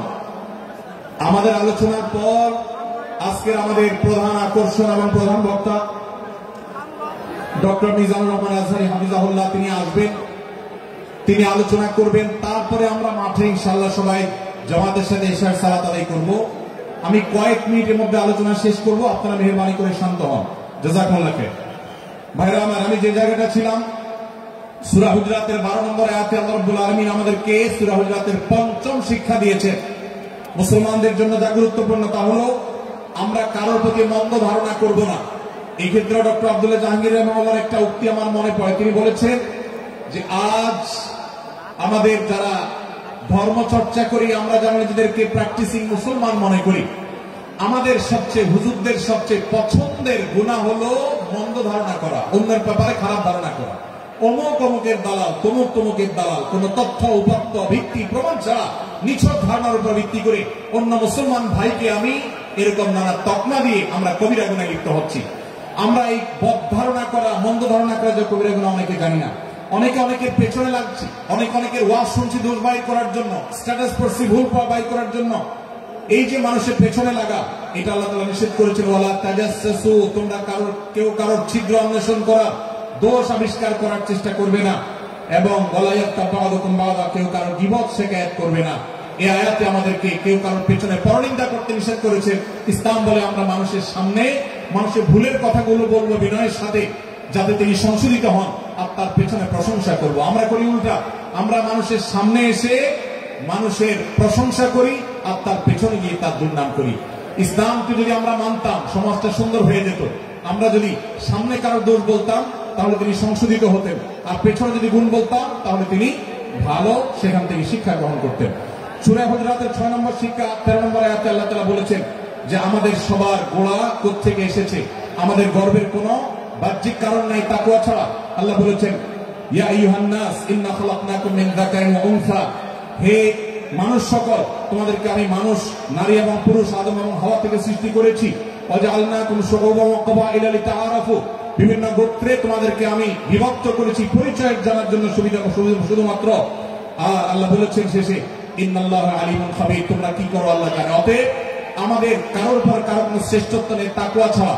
আল্লাহ বলেছেন, ইন্না আকরামাকুম ইনদাল্লাহি আত্তাকুম, আমাদের মধ্যে সবচেয়ে মর্যাদাবান হবে তিনি যার মধ্যে তাকওয়া সবচেয়ে বেশি হবে।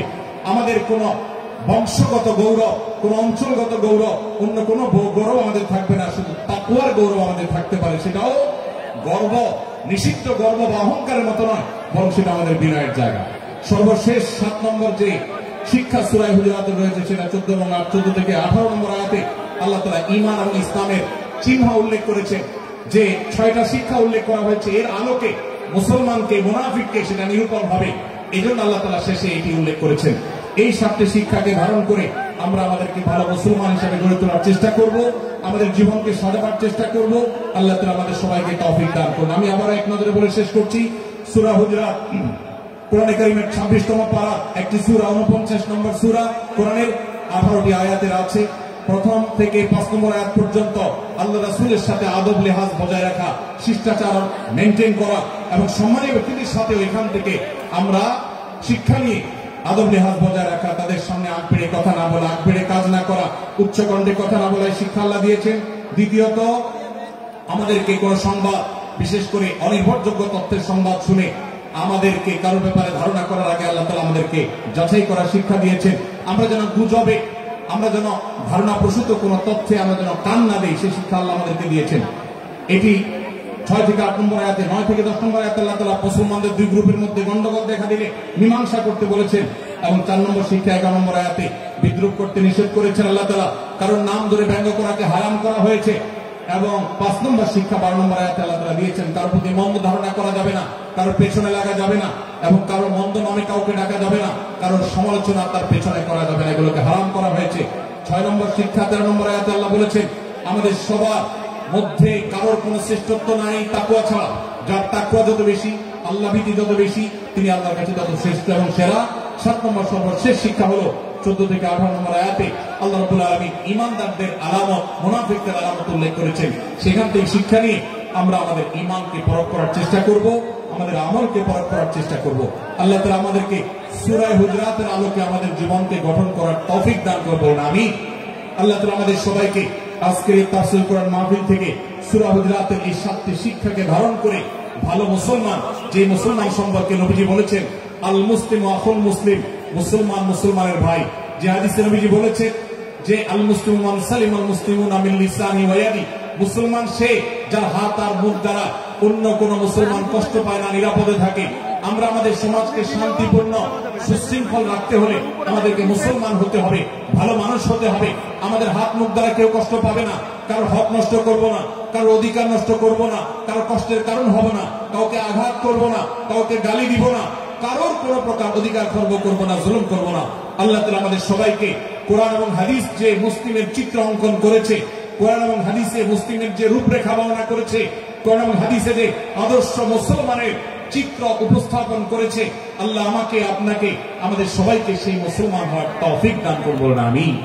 ভাই আমার, আমরা মুসলমানরা যদি কোরআন হাদিসের আলোকে সে আদর্শ মুসলমান হতে পারি, বিশ্বের মানচিত্র পরিবর্তন হতে সময় লাগবে না, বাংলাদেশের পরিস্থিতি পরিবর্তন হতে সময় লাগবে না। তবে সবকিছুর আগে আমাদেরকে বদলাতে হবে, আমাদেরকে মুসলমান হতে হবে, কোরআন এবং হাদিসের বাস্তব অনুসারী হতে হবে। প্রকৃত কোরআন হাদিসের অনুসারী হতে পারলে ইনশাআল্লাহ ইসলামের জয় হবে, কোরআন হাদিসের বিজয় হবে, মুসলমানদের বিজয় হবে, মুসলমানদের দুর্দিনের পরিবর্তন আসবে। আমরা বিশ্ববাসীকে দেখাতে পারবো আমরা সবচেয়ে আদর্শবাদী, আমরা বিশ্বের মানবতার সবচেয়ে বড় আমরা অনুসারী এবং মানবতাকে সবচেয়ে বেশি প্রতিষ্ঠাকারী। আল্লাহ তাআলা আমাদের সবাইকে, বিশ্ব মানবতাকে, আমাদের ইসলামের সৌন্দর্যকে আমাদের ব্যক্তি জীবনে চর্চা করার মধ্য দিয়ে, পরিবার এবং সমাজের চর্চা করার মধ্য দিয়ে ইসলামের সৌন্দর্যকে আল্লাহ তাআলা তুলে ধরার তৌফিক দান করুন। জাযাকুমুল্লাহু খায়রা ওয়া আখিরু দাওয়ানা আলহামদুলিল্লাহি রাব্বিল আলামিন। ওয়াসসালামু আলাইকুম ওয়া রাহমাতুল্লাহি ওয়া বারাকাতুহু। নারায়ে তাকবীর, লিল্লাহি তাকবীর। আল কোরআনের আলো, সংসদে জালো, বুকের মধ্যে জালো। সংগ্রামী তাওহীদি জনতা, 3 দিন ব্যাপী ঐতিহাসিক তাফসীরুল কোরআন মাহফিলের শেষ দিনের সমাপনী অংশে এই মুহূর্তে আমাদের মাঝে উপস্থিত হবেন বাংলাদেশের আলোচিত আলেমে দ্বীন, আন্তর্জাতিক খ্যাতি সম্পন্ন মুফাসসিরে কোরআন ডক্টর মিজানুর রহমান আজহারী সাহেব। আলোচনা পেশ করলেন মুহতারাম শায়েখ আহমদুল্লাহ হাফিজাহুল্লাহ। ডান দিকে যারা মাহফিলে বিশৃঙ্খলা করছেন, আমরা জানি এই জাতীয় বিশৃঙ্খলা করে মোবাইল চুরি করে এবং মানিব্যাগ চুরি করে। আমার মনে হয় এখানে তারা ঢুকে পড়েছে, তারা অনাকাঙ্ক্ষিত পরিস্থিতি তৈরি করে মোবাইল এবং মানিব্যাগ চুরি করতে চায়। সুতরাং চোর যদি না হন, পরিবেশ ঠিক করে দিবেন। যদি চোর না হন, আমাদের স্বেচ্ছাসেবক প্রশাসনের বাইরে কোন কথা বলবেন না। যদি সেটা বলেন তাহলে বুঝে নেব আপনি মোবাইল চোর, মানিব্যাগ চোর। এই জাতীয় পরিস্থিতি তৈরি করে তার পকেট থেকে মানিব্যাগ এবং ফোন হাতিয়ে নিয়ে লাখ লাখ টাকার বিজনেস করে থাকে। এখানে সেই জাতীয় চোরের উৎপাত ঘটেছে। দয়া করে কন্ট্রোল করুন। কন্ট্রোল করার জন্য বিনীতভাবে অনুরোধ করছি। আমাদের প্রশাসন, স্বেচ্ছাসেবক, পুলিশ, ডিবি যারা যেভাবে দিক নির্দেশনা দেবেন, প্রতিটা দিক নির্দেশনা ফলো করার জন্য বিনীতভাবে অনুরোধ। এটা আপনাদের কাছে প্রত্যাশা। যদি সেটা করেন, আগামীতে আবার এই প্রোগ্রাম হবে। যদি না করেন তাহলে প্রোগ্রাম হবে ইনডোরে।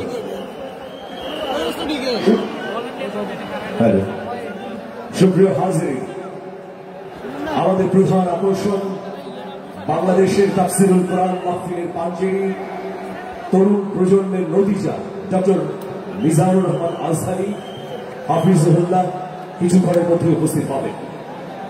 তার আগে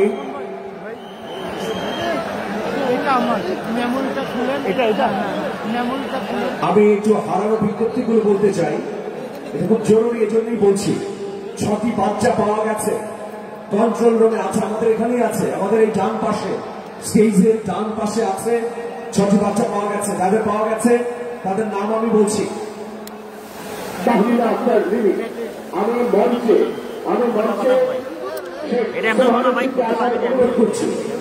মঞ্চে শেখ সুবহানুদ্দিন। 6টি বাচ্চা পাওয়া গেছে। তাহমিনা আক্তার রিমি, তার পিতার নাম তুরান। আবু হুরাইরা পিতা মুদাসসির আলী। সাজিদ সাতক্ষীরা যশোর থেকে এসেছে, বাবা মার কাছ থেকে বিচ্ছিন্ন হয়েছে। এরপর হচ্ছে আব্দুর রহমান, এদেরকে পাওয়া গেছে, আমাদের স্টেজের পাশে আছে। অনুগ্রহ করে বাবা মায়েরা এসে তাদের নিয়ে যাবে। প্রিয় হাজিরিন, এই মুহূর্তে মোহতারাম মনিরুল ইসলাম মজুমদার, ইসলামী আলোচক এবং মিডিয়া ব্যক্তিত্ব কুমিল্লা, তিনি কিছু দিক নির্দেশনা দেবেন। আমাদের প্রধান আলোচক মোহতারাম ডক্টর মিজানুর রহমান আজহারি হাফিজুল্লাহ উপস্থিত হবার আগে এবার দিক নির্দেশনামূলক বক্তব্য রাখছেন। সংক্ষেপে দিক নির্দেশনা দিচ্ছেন আমাদের পরম শ্রদ্ধেয় আলোচক ডক্টর মিজানুর রহমান আজহারি হুজুরের মামা